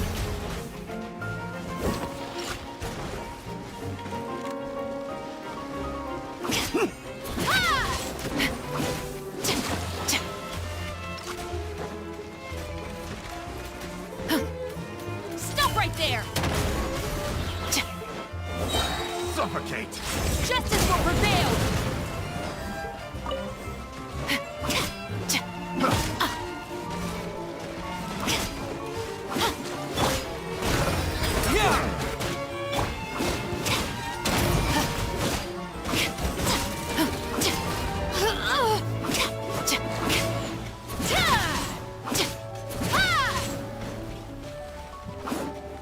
Suffocate!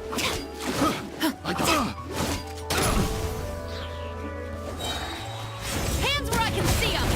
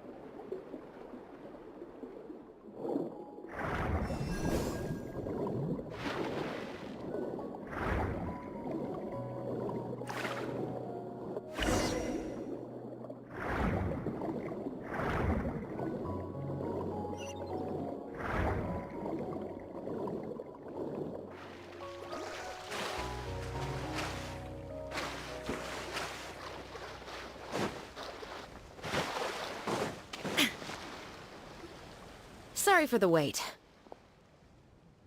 Oh, we weren't waiting long at all. Is there something else you wanted to tell us? No, I don't have anything new to share. I just felt that since you were my investigation partners, I should have another conversation with the two of you.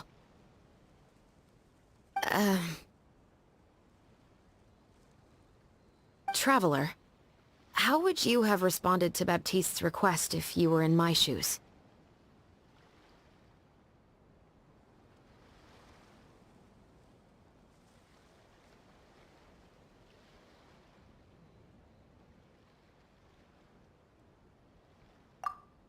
Is that so? Well, thanks for sharing. When I was young, my father often took me here to swim. We'd come rain or shine, even when it was freezing cold. He told me that swimming was the best activity to train one's strength of will. You could never give up before reaching the shore, especially when the water was cold. Oh? Why's that? Because the moment you give up would be the moment you die. At that point, I still hadn't received my vision. One winter, the chilly wind felt almost like knives on my skin, and the seawater was so frigid that it numbed my toes the moment I stepped in. I cried and begged my father to spare me from having to swim across, but he wouldn't listen. He used to be a member of the Special Patrol as well. You could say it was his way of educating his children. That sounds awful. When he saw that I wouldn't stop crying, he just picked me up and tossed me into the icy water. The bone-chilling cold took away my senses. I couldn't feel anything but fear and rage. I waited for my father to save me, but one look and I knew he'd already started swimming for the opposite shore. I realized that if I were to give up, I really would die right then and there. I used all of my strength to try and catch up to my father. Those few minutes felt longer than my whole life up until that point. I did, however, make it to the other side. I've never felt afraid about anything in my life after that, nor have I ever cried again. That way of teaching would have never worked on Paimon. Yeah, I don't think that was the right method for anyone. It's just that, working now as I am in the pursuit of justice, I still sometimes feel like I've been tossed into that winter sea all over again. The anger and the helplessness. Chevres.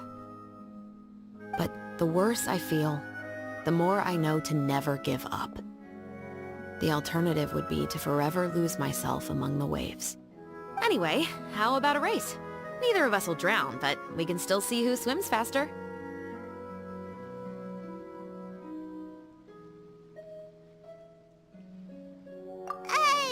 You guys go ahead!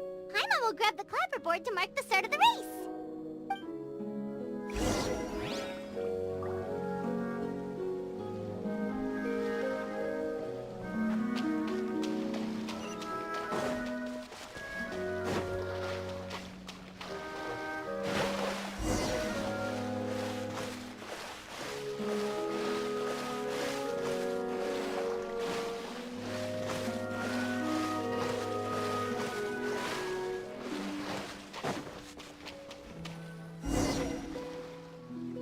Whoa, that felt good. You were so fast in the water, Chevres! You were swimming even faster than Paimon can fly! So, about the Special Patrol, did you join because of your dad?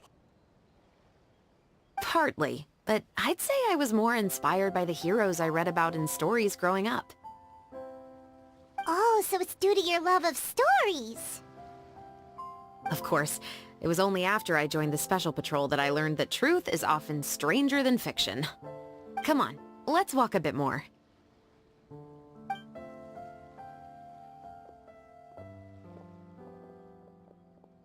To be honest, I do sometimes question whether the decisions I make are the right ones. But I know that no matter what, I must keep swimming. Because the only thing I've got my eyes on is the shore in the distance.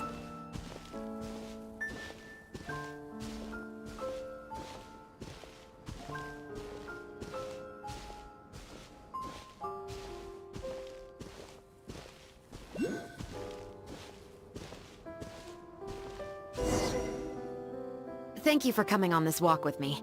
I feel a lot better after getting all that off my chest.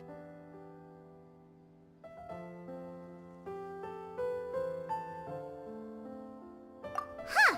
We're nearly back at Baptiste's house. Huh, you're right. I didn't realize we were so close. He really did plant a lot of flowers. It's just like how he described it in the story. Huh? Wait. Paimon, Traveler, look! The rainbow roses in the garden. They're in full bloom now.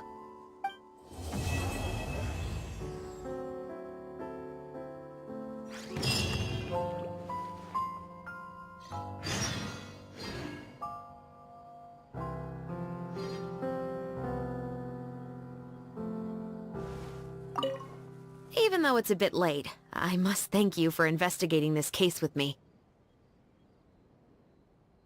Not on behalf of the Special Patrol this time. It's a personal expression of gratitude from yours truly.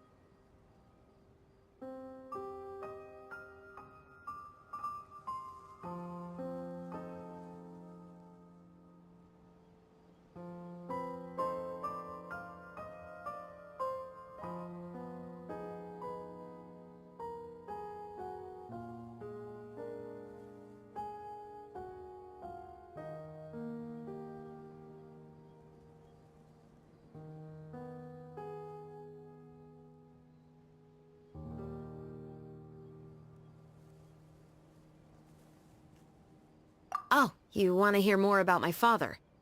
To be honest, I didn't spend that much time with him. He was always busy with his special patrol, so he would often return home really late at night.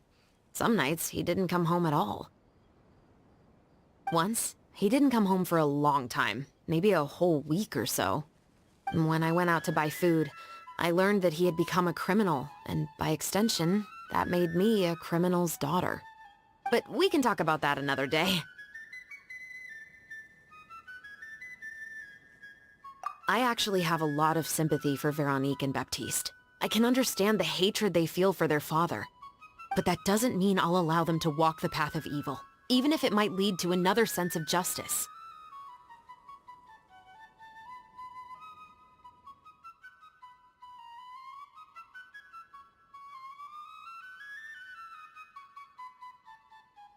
Films are different from the real world. They're a form of art and represent the wishes in people's hearts.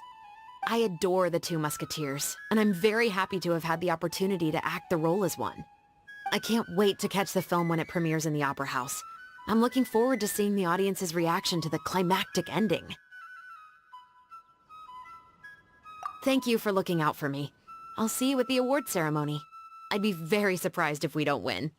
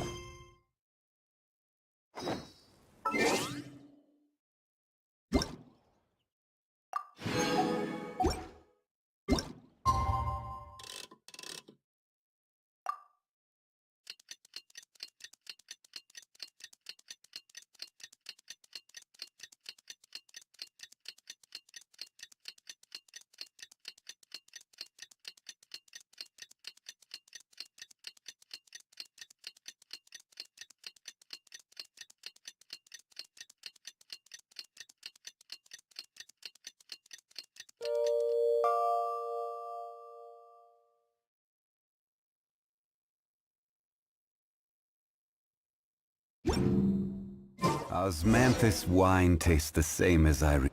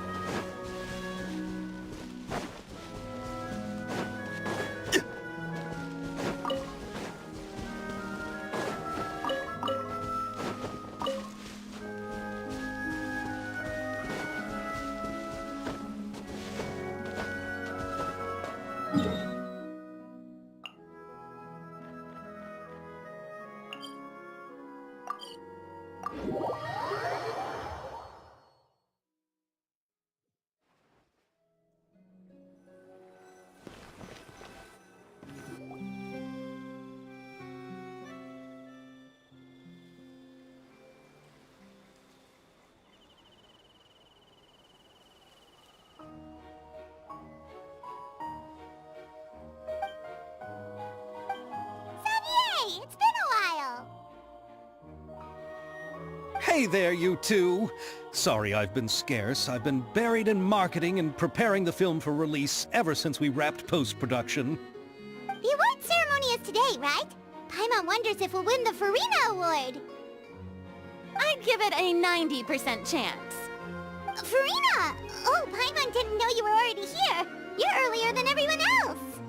I'm sure the others will also be here in no time. Xavier, if we end up getting called on stage, shouldn't you come up with a name for our crew? Well, but we don't even know if we're going to win. I wouldn't want to jinx our chances by celebrating early. Just open your eyes! Surely you've seen the audience's reactions to our film. We've had nothing but critical acclaim. You've also had conversations with the Opera House's operating staff, right? Didn't they want to increase the number of showings? With the mora you've made from the box office, you can now open your very own film company. But that's all credit to my amazing crew. You've all helped to make this a reality, so I can't be the only one asked to come up with a name. Well, give it some thought. I'm sure the crew will respect your choice. All right, but before that, Traveler and Paimon, could I trouble you to quickly pay a visit to the Fortress of Meripede? Huh? But shouldn't we stay for the award ceremony? I wanted to ask you two to invite Shavraz to join us at the ceremony. She's one of the lead roles, after all. I haven't been able to find her recently, so I haven't had the chance to invite her personally. According to the papers, the culprits of the Musket murder case will be personally escorted today by the captain of the Special Patrol to the Fortress of Meripede. Oh, Paimon gets it now.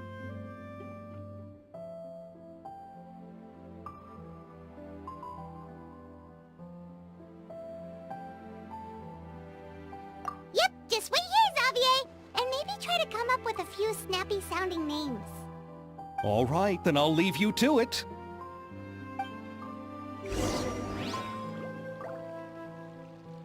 Will we really win an award? Trust me. When have I ever been wrong about something like this?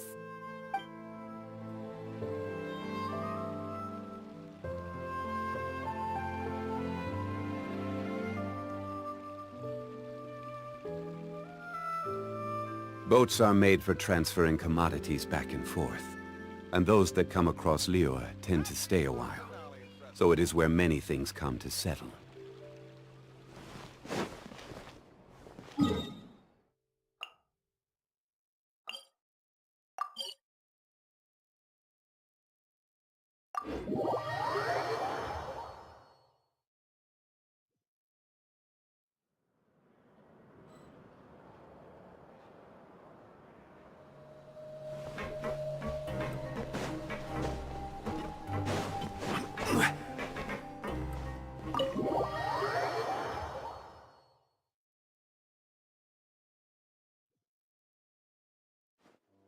This is as far as I'll be taking them.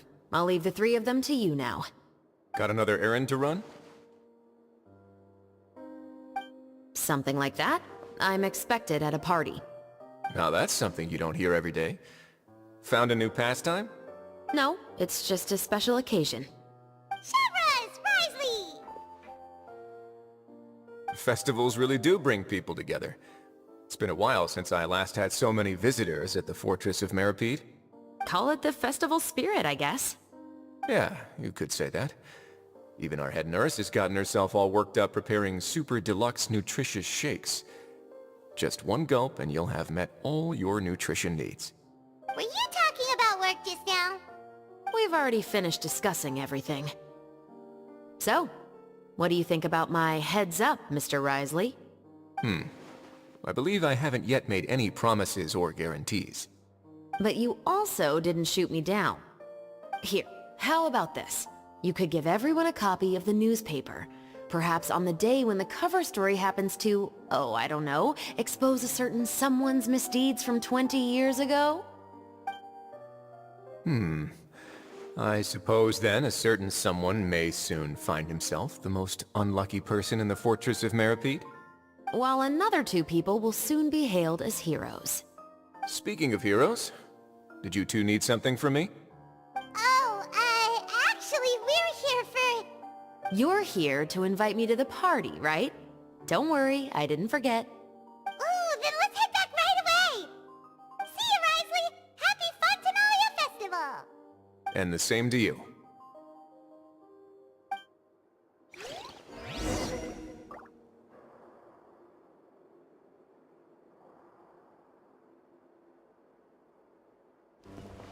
Please, go and enjoy the festival.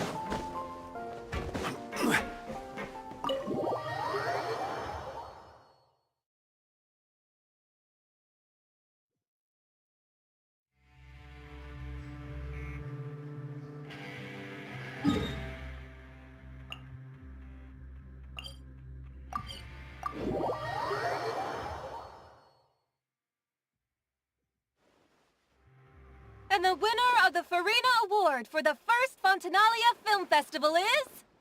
the Two Musketeers!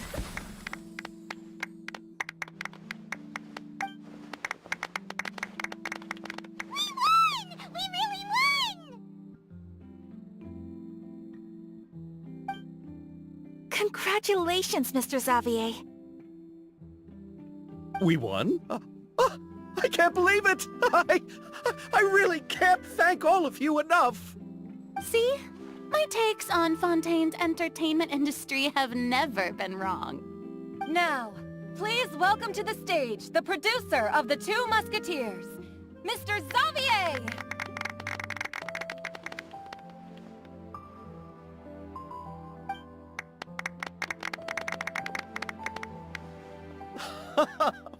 Thank you! Thank you all so much for your recognition and support.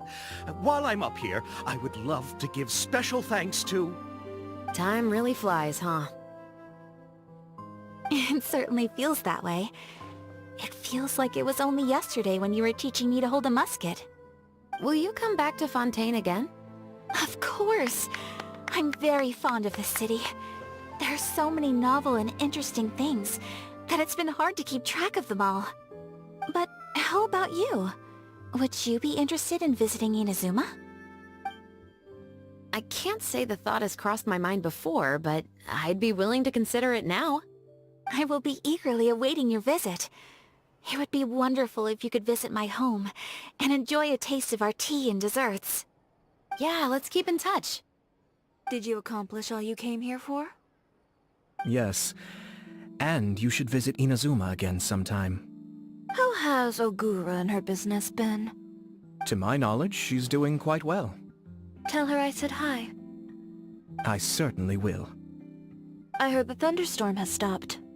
Yes, and the war has also been brought to an end. Peace and prosperity has returned to the islands. I quite like the sound of that. Perfect for hanging textiles out to dry. I'd like to offer my thanks again to the entire cast and crew. Without you, I would have never completed this film, much less had the opportunity to be standing on this stage. With the support of my entire crew, I would like to officially announce our film company, Musketeer Pictures! Woohoo! That has a really nice ring to it. Then in that case, let's please welcome all the members of Musketeer Pictures onto the stage for a commemorative photo. Oh, Paimon didn't know we'd also be taking pictures. Director Farina, I believe you are the most deserving person to raise this trophy. Huh? No. There's no need. It's so embarrassing. It's an honor the director deserves. Yes, I agree.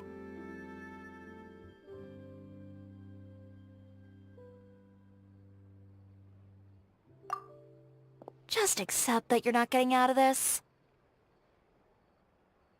Ready, everyone? 3, 2, 1... Musketeer Pictures!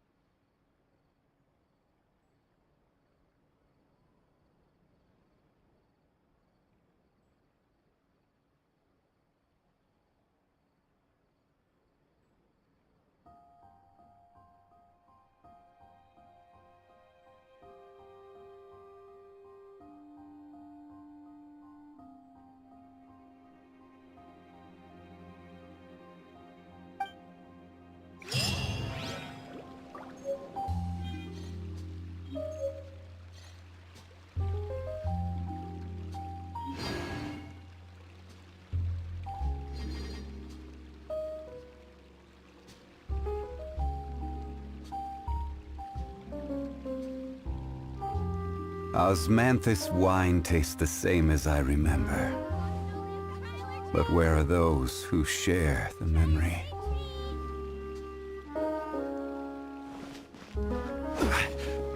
Miss Yoimiya, we haven't had the chance to talk, but please accept my thanks for everything you've done over the past few days. Oh, but I feel like I didn't do anything out of the ordinary. I'm very grateful for your assistance during that special performance in the warehouse. It was always going to be somewhat risky, to engage and draw away Morris all on your own. You're only a civilian and have never been trained to act in such a dangerous situation. Don't say it like that. As the director's assistant, it was my duty to help out the crew however I could. It was an honor to help you solve the case. I have to admit, though, my heart was thumping super hard the entire time I was laying on the ground. I was scared that everyone would notice. You did great. Oh, and before I forget, if you ever visit Inazuma, please come and pay a visit to Naganohara Fireworks. I'll make some fireworks for you. I even know what shape I'd make. I'm guessing a musket. Telling you now would ruin the surprise. If you really want to see it, just come and visit me.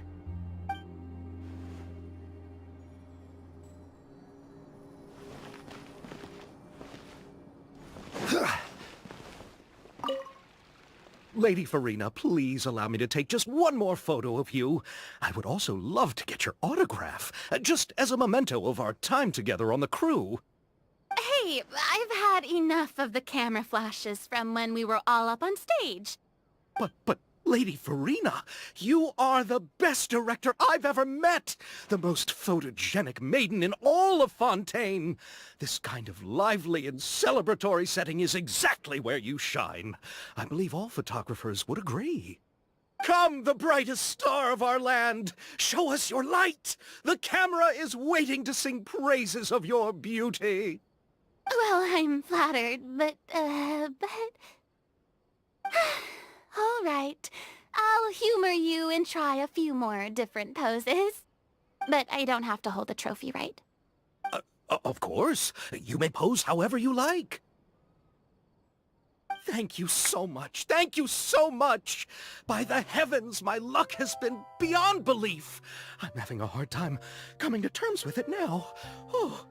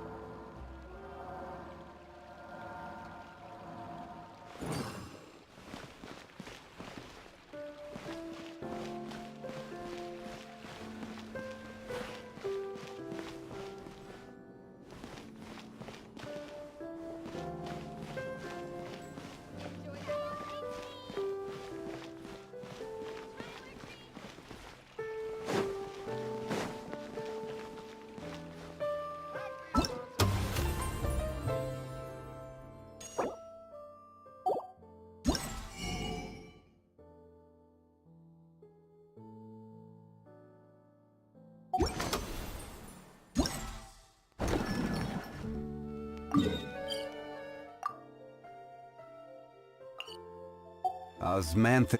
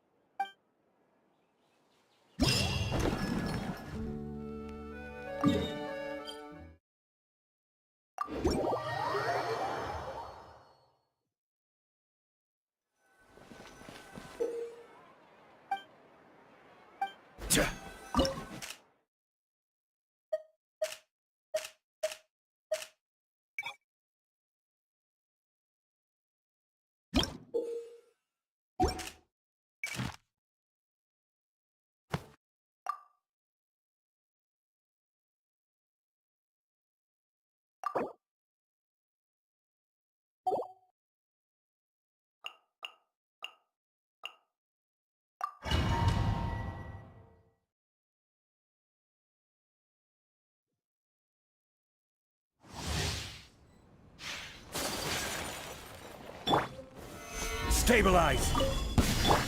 Time to go. Into the wind. One with wind and cloud. Whirl and snow!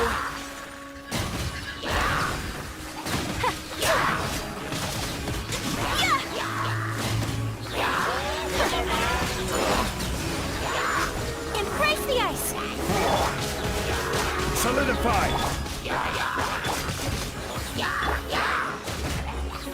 One with nature. Fallen leaves. Adorn my night.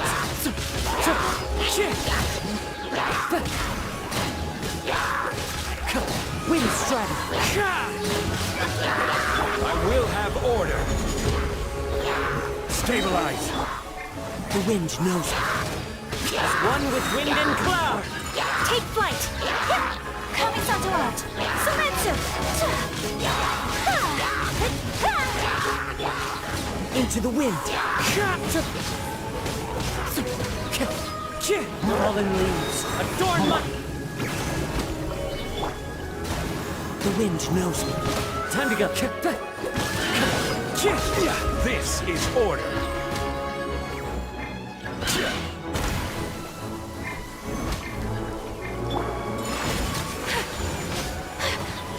Embrace the ice!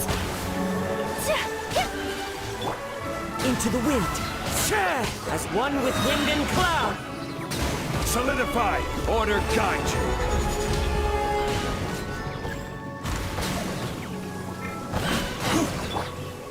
The wind knows me. Fallen leaves. Adorn my night. Into the wind. I will have order. Stabilize!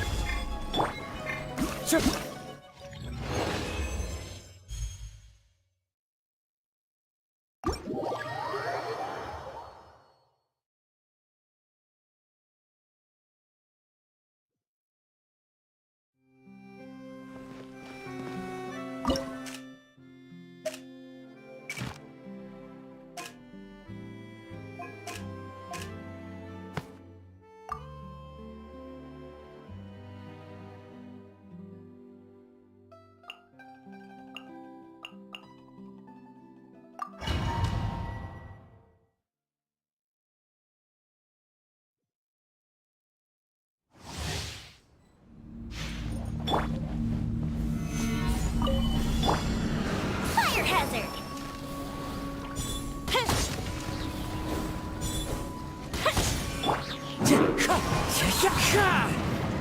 As one with wind and cloud.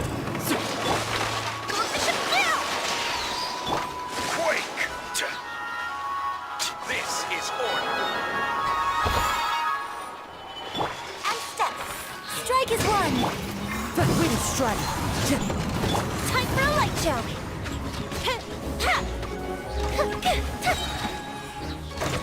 Here come the fireworks!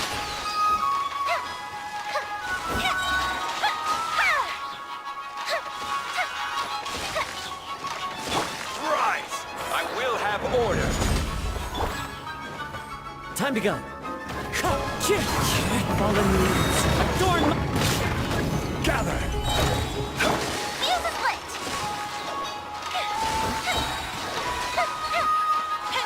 Super freeze!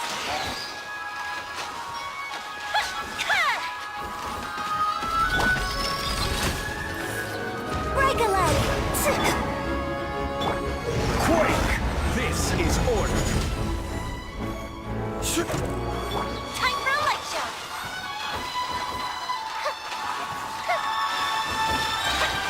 Bishop down! Stabilize! Order guide you. The wind knows me. As one with wind and cloud.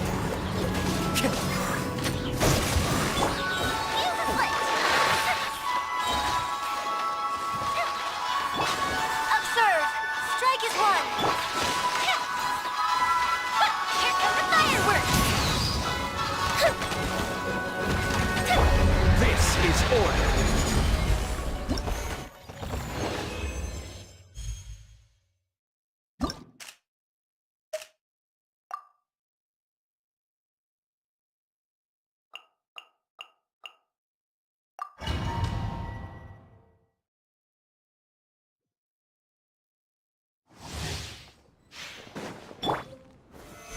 Gather!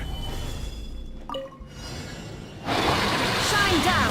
Now you shall perish! Ha!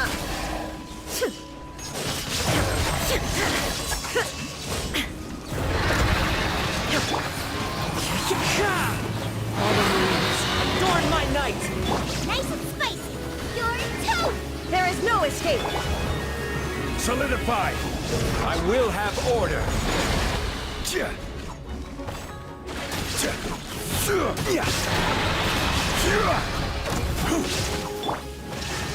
Inazuma shines eternal!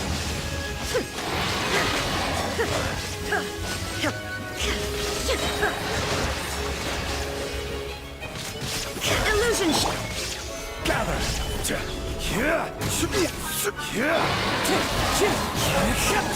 As one with wind and cloud!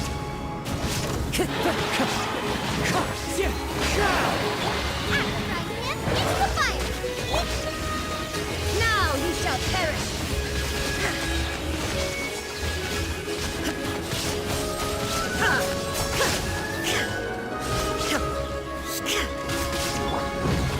Solidify! This is order!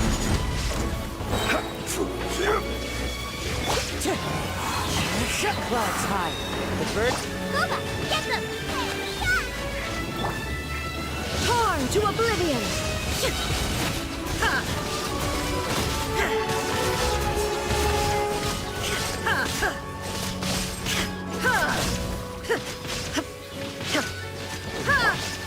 Gather! I will have order! Wind strike. As one with wind and cloud.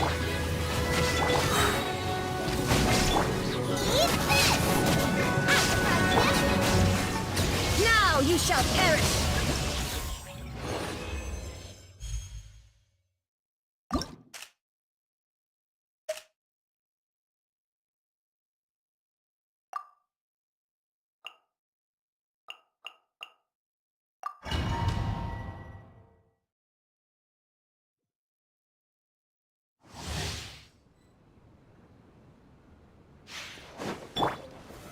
Solidify! Into the wind. Clouds high. The birds... Pull in!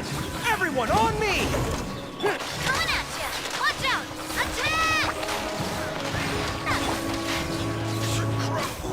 This is order.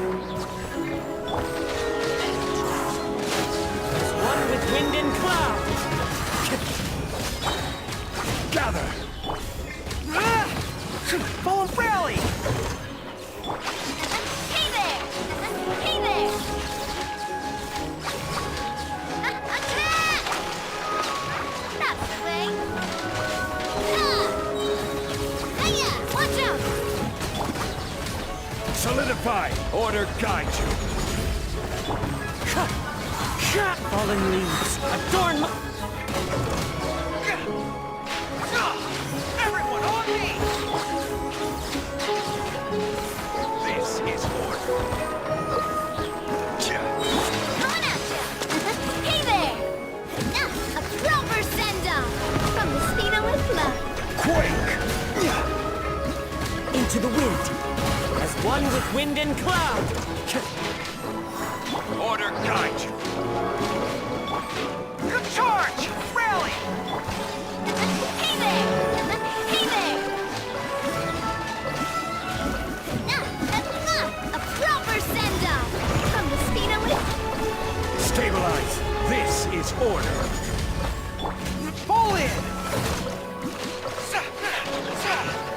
Press the advantage! Coming at ya! Hey there!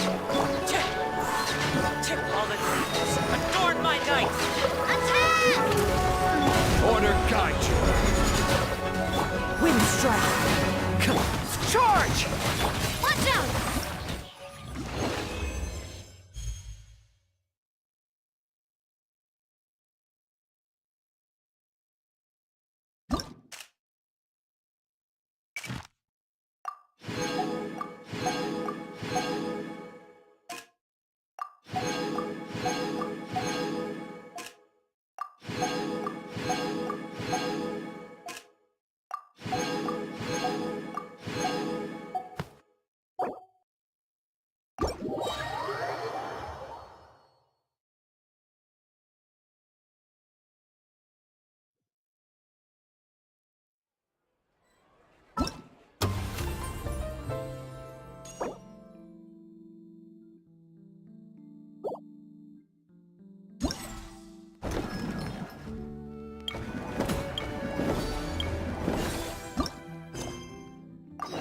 Osmanthus whined.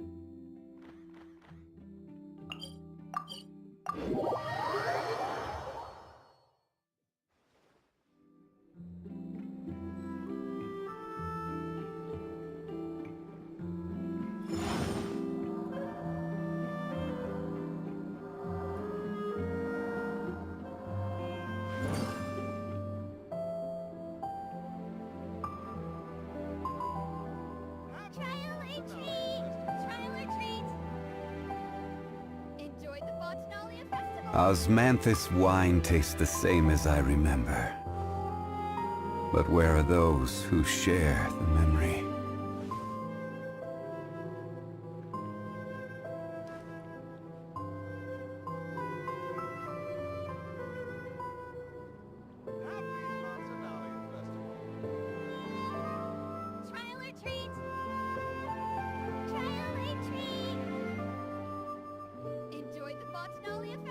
Every journey has its final day. Don't rush.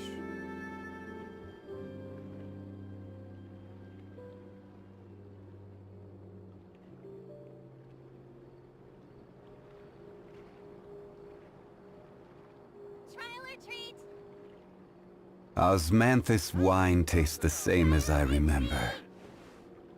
But where are those who share the memory? Enjoyed the Fontinalia Festival!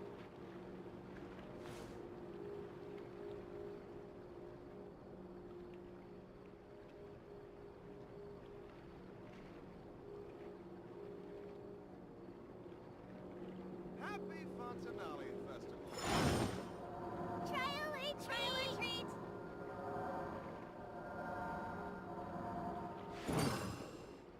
Enjoyed the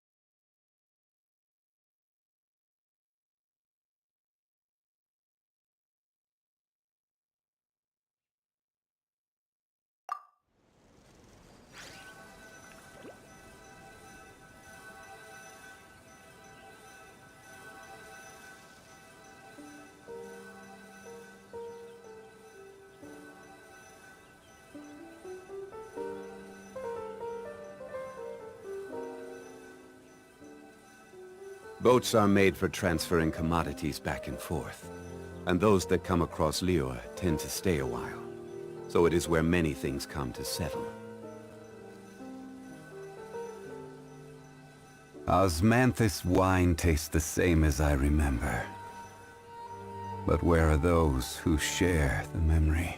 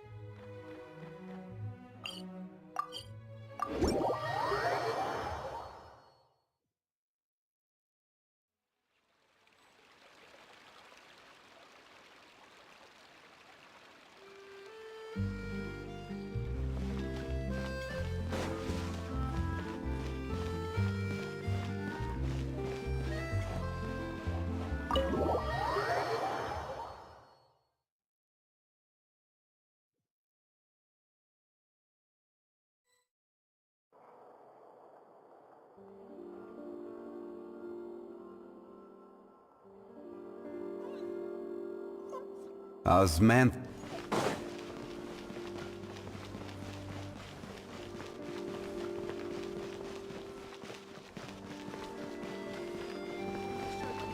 away from the dish racks.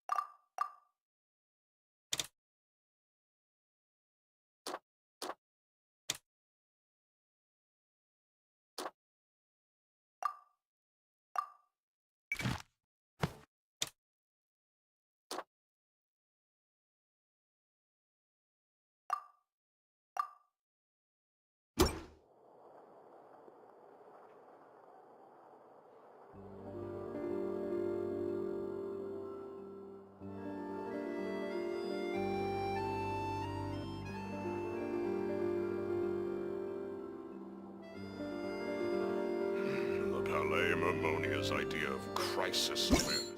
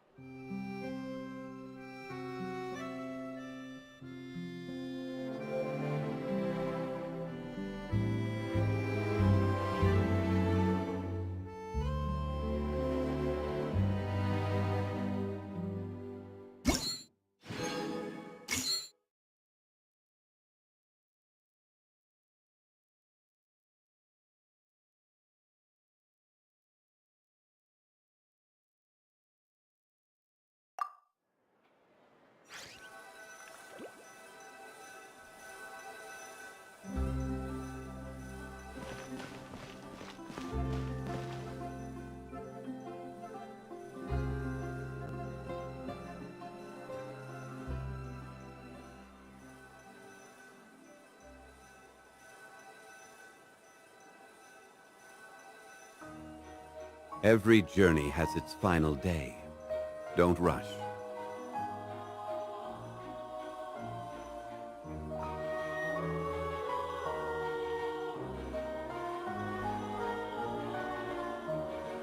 Osmanthus wine tastes the same as I remember. But where are those who share the memory?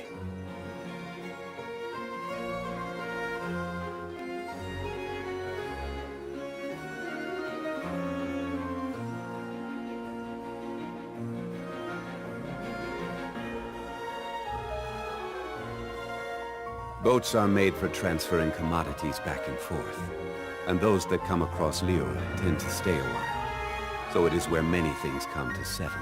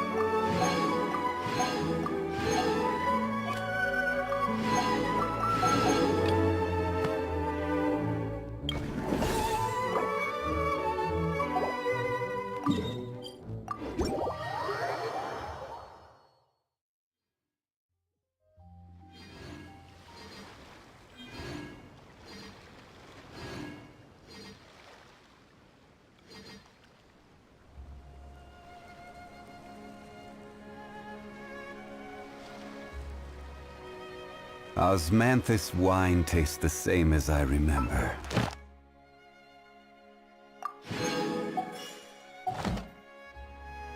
But where are those who share the memory?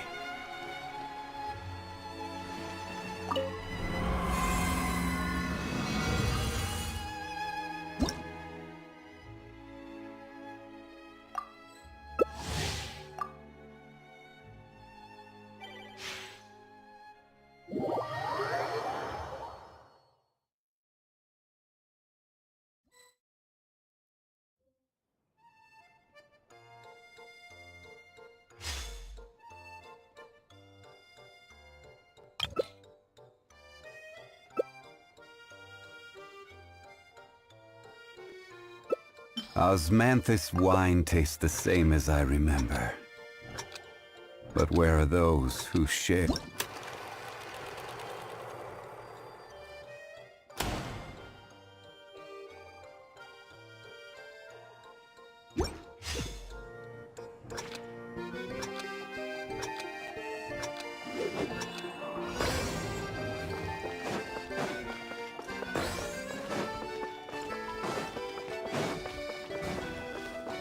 Time to go.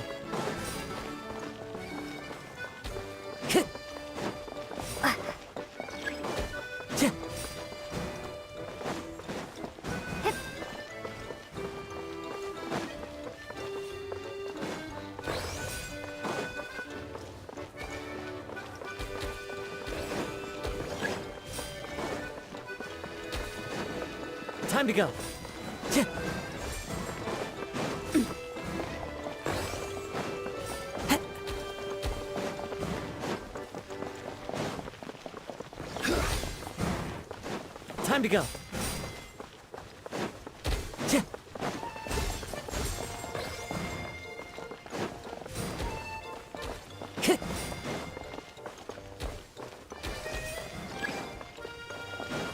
Time to go. Time to go.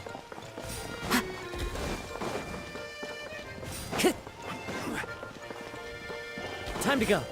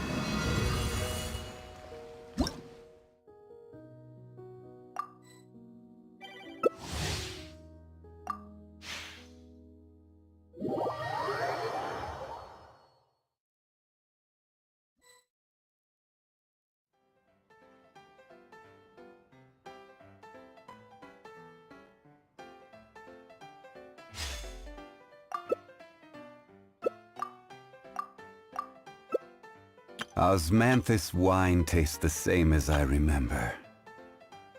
But where are those who share the memory?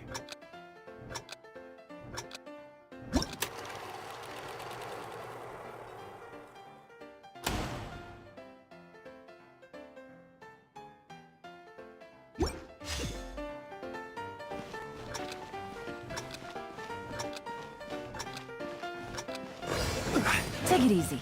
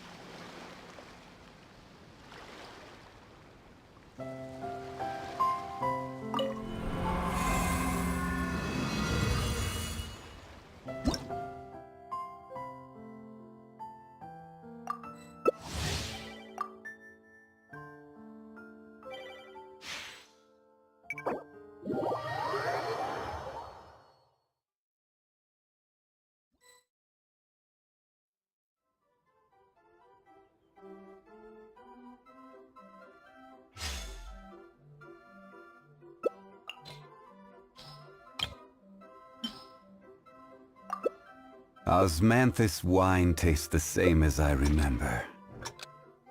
But where are those who share the memory?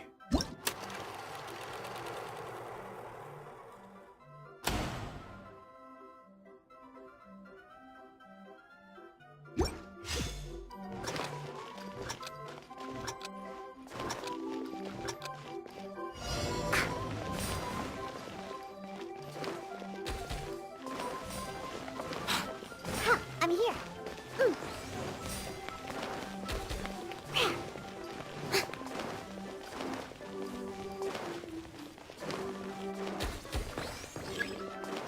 Let's go, let's go.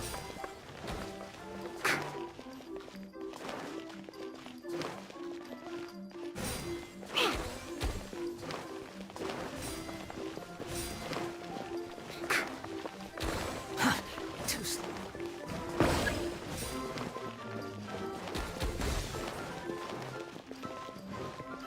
I'm here.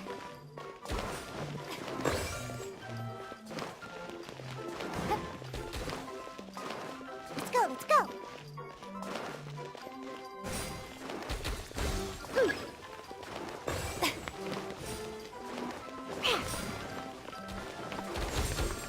I'm here.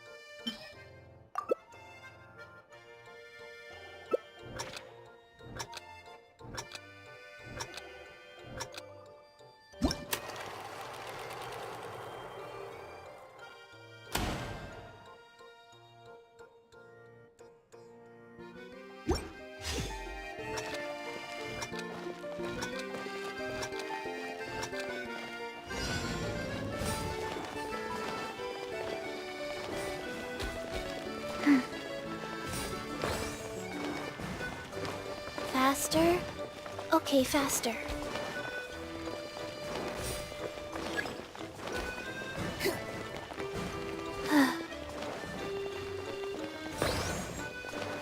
Faster?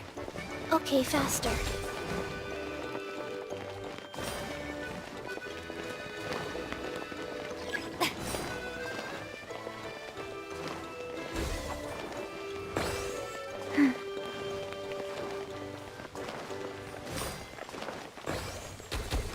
Faster? Okay, faster.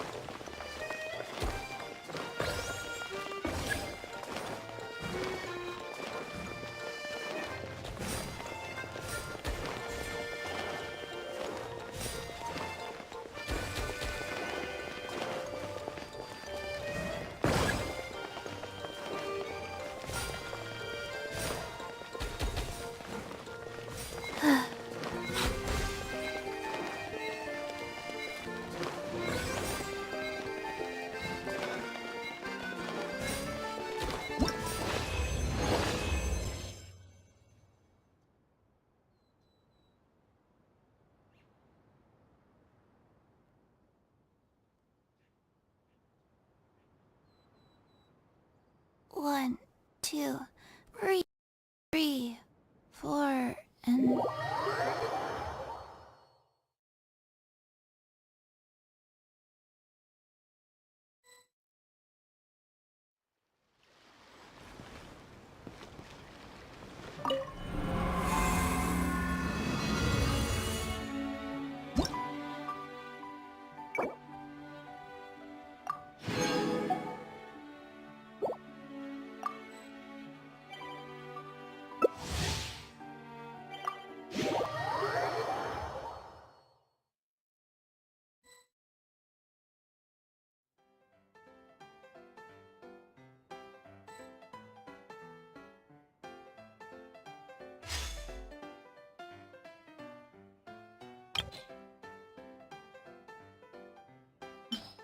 Osmanthus wine tastes the same as I remember. But where are those who share the memory?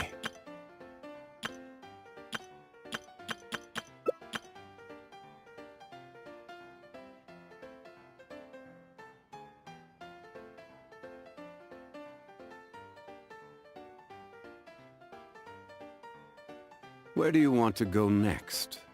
If you'd like to see Liyue's tourist spots, I have a few references.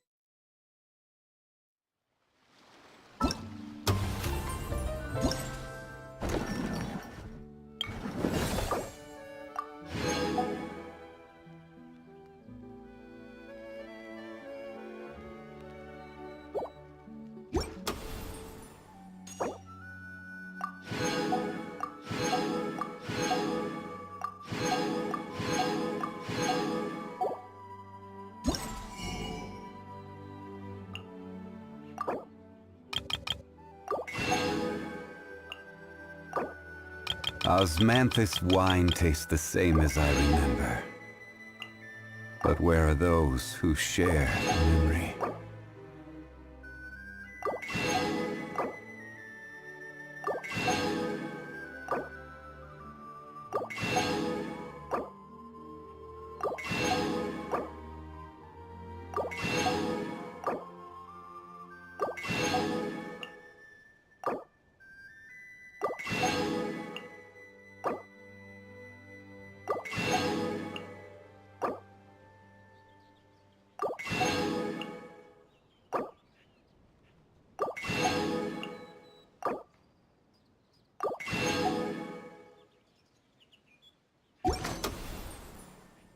Every journey has its final day.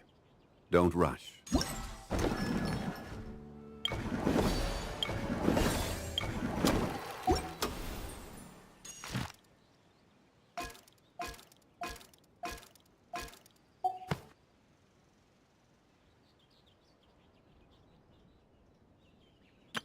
Osmanthus wine tastes the same as I remember.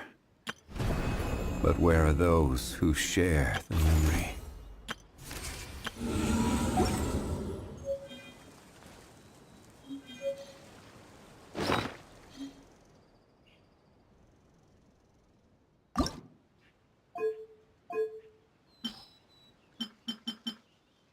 Where do you want to go next? If you'd like to see Liyue's tourist spots, I have a few references.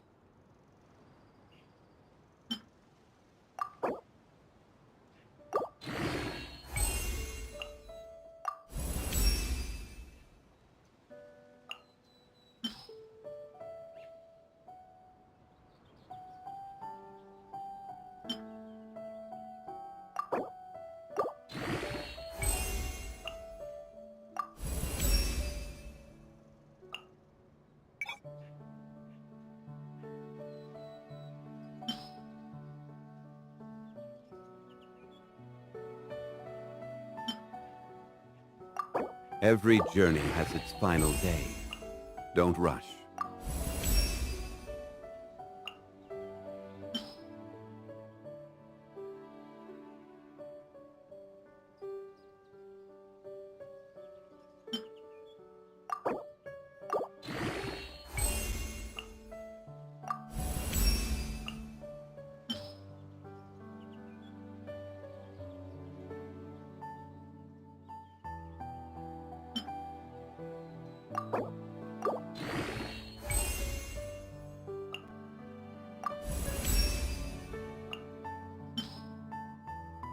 Boats are made for transferring commodities back and forth. And those that come across Liyue tend to stay a while. So it is where many things come to settle.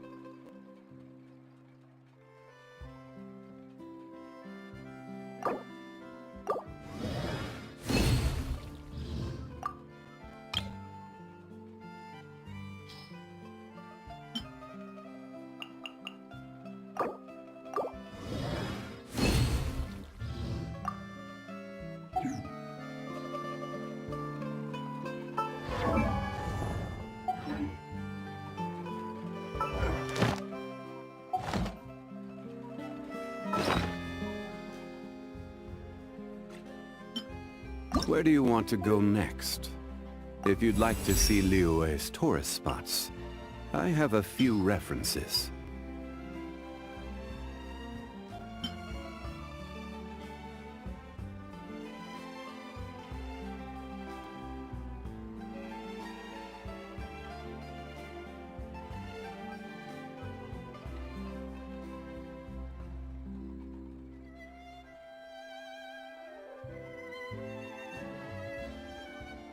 Boats are made for transferring commodities back and forth. And those that come across Liyue tend to stay a while. So it is where many things come to settle.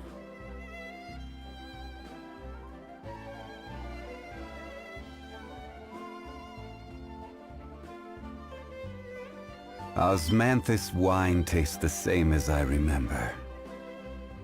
But where are those who share the memory?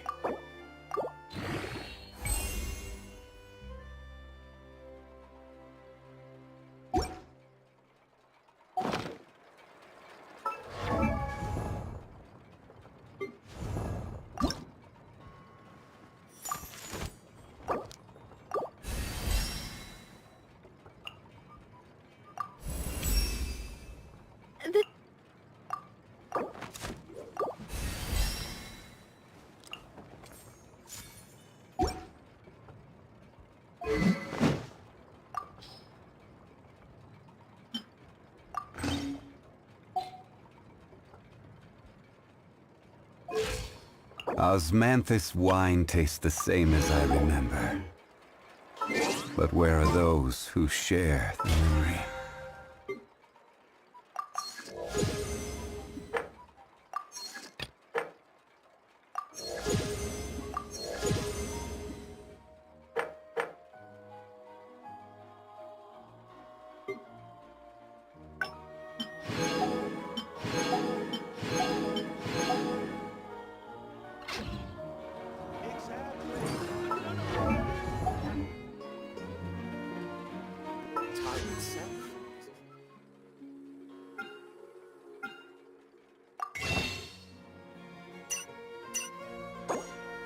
Osmanthus wine tastes the same as I remember. But where are those who share the memory?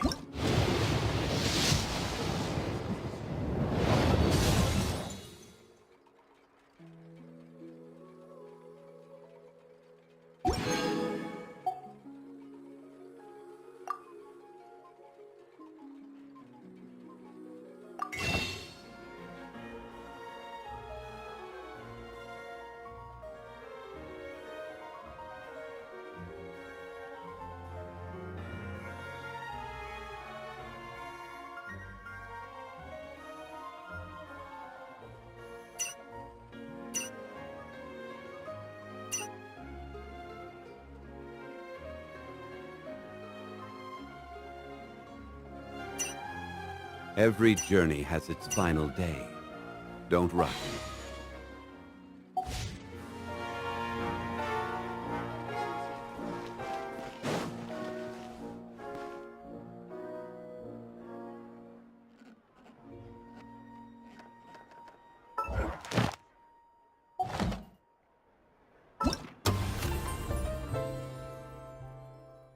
Osmanthus wine tastes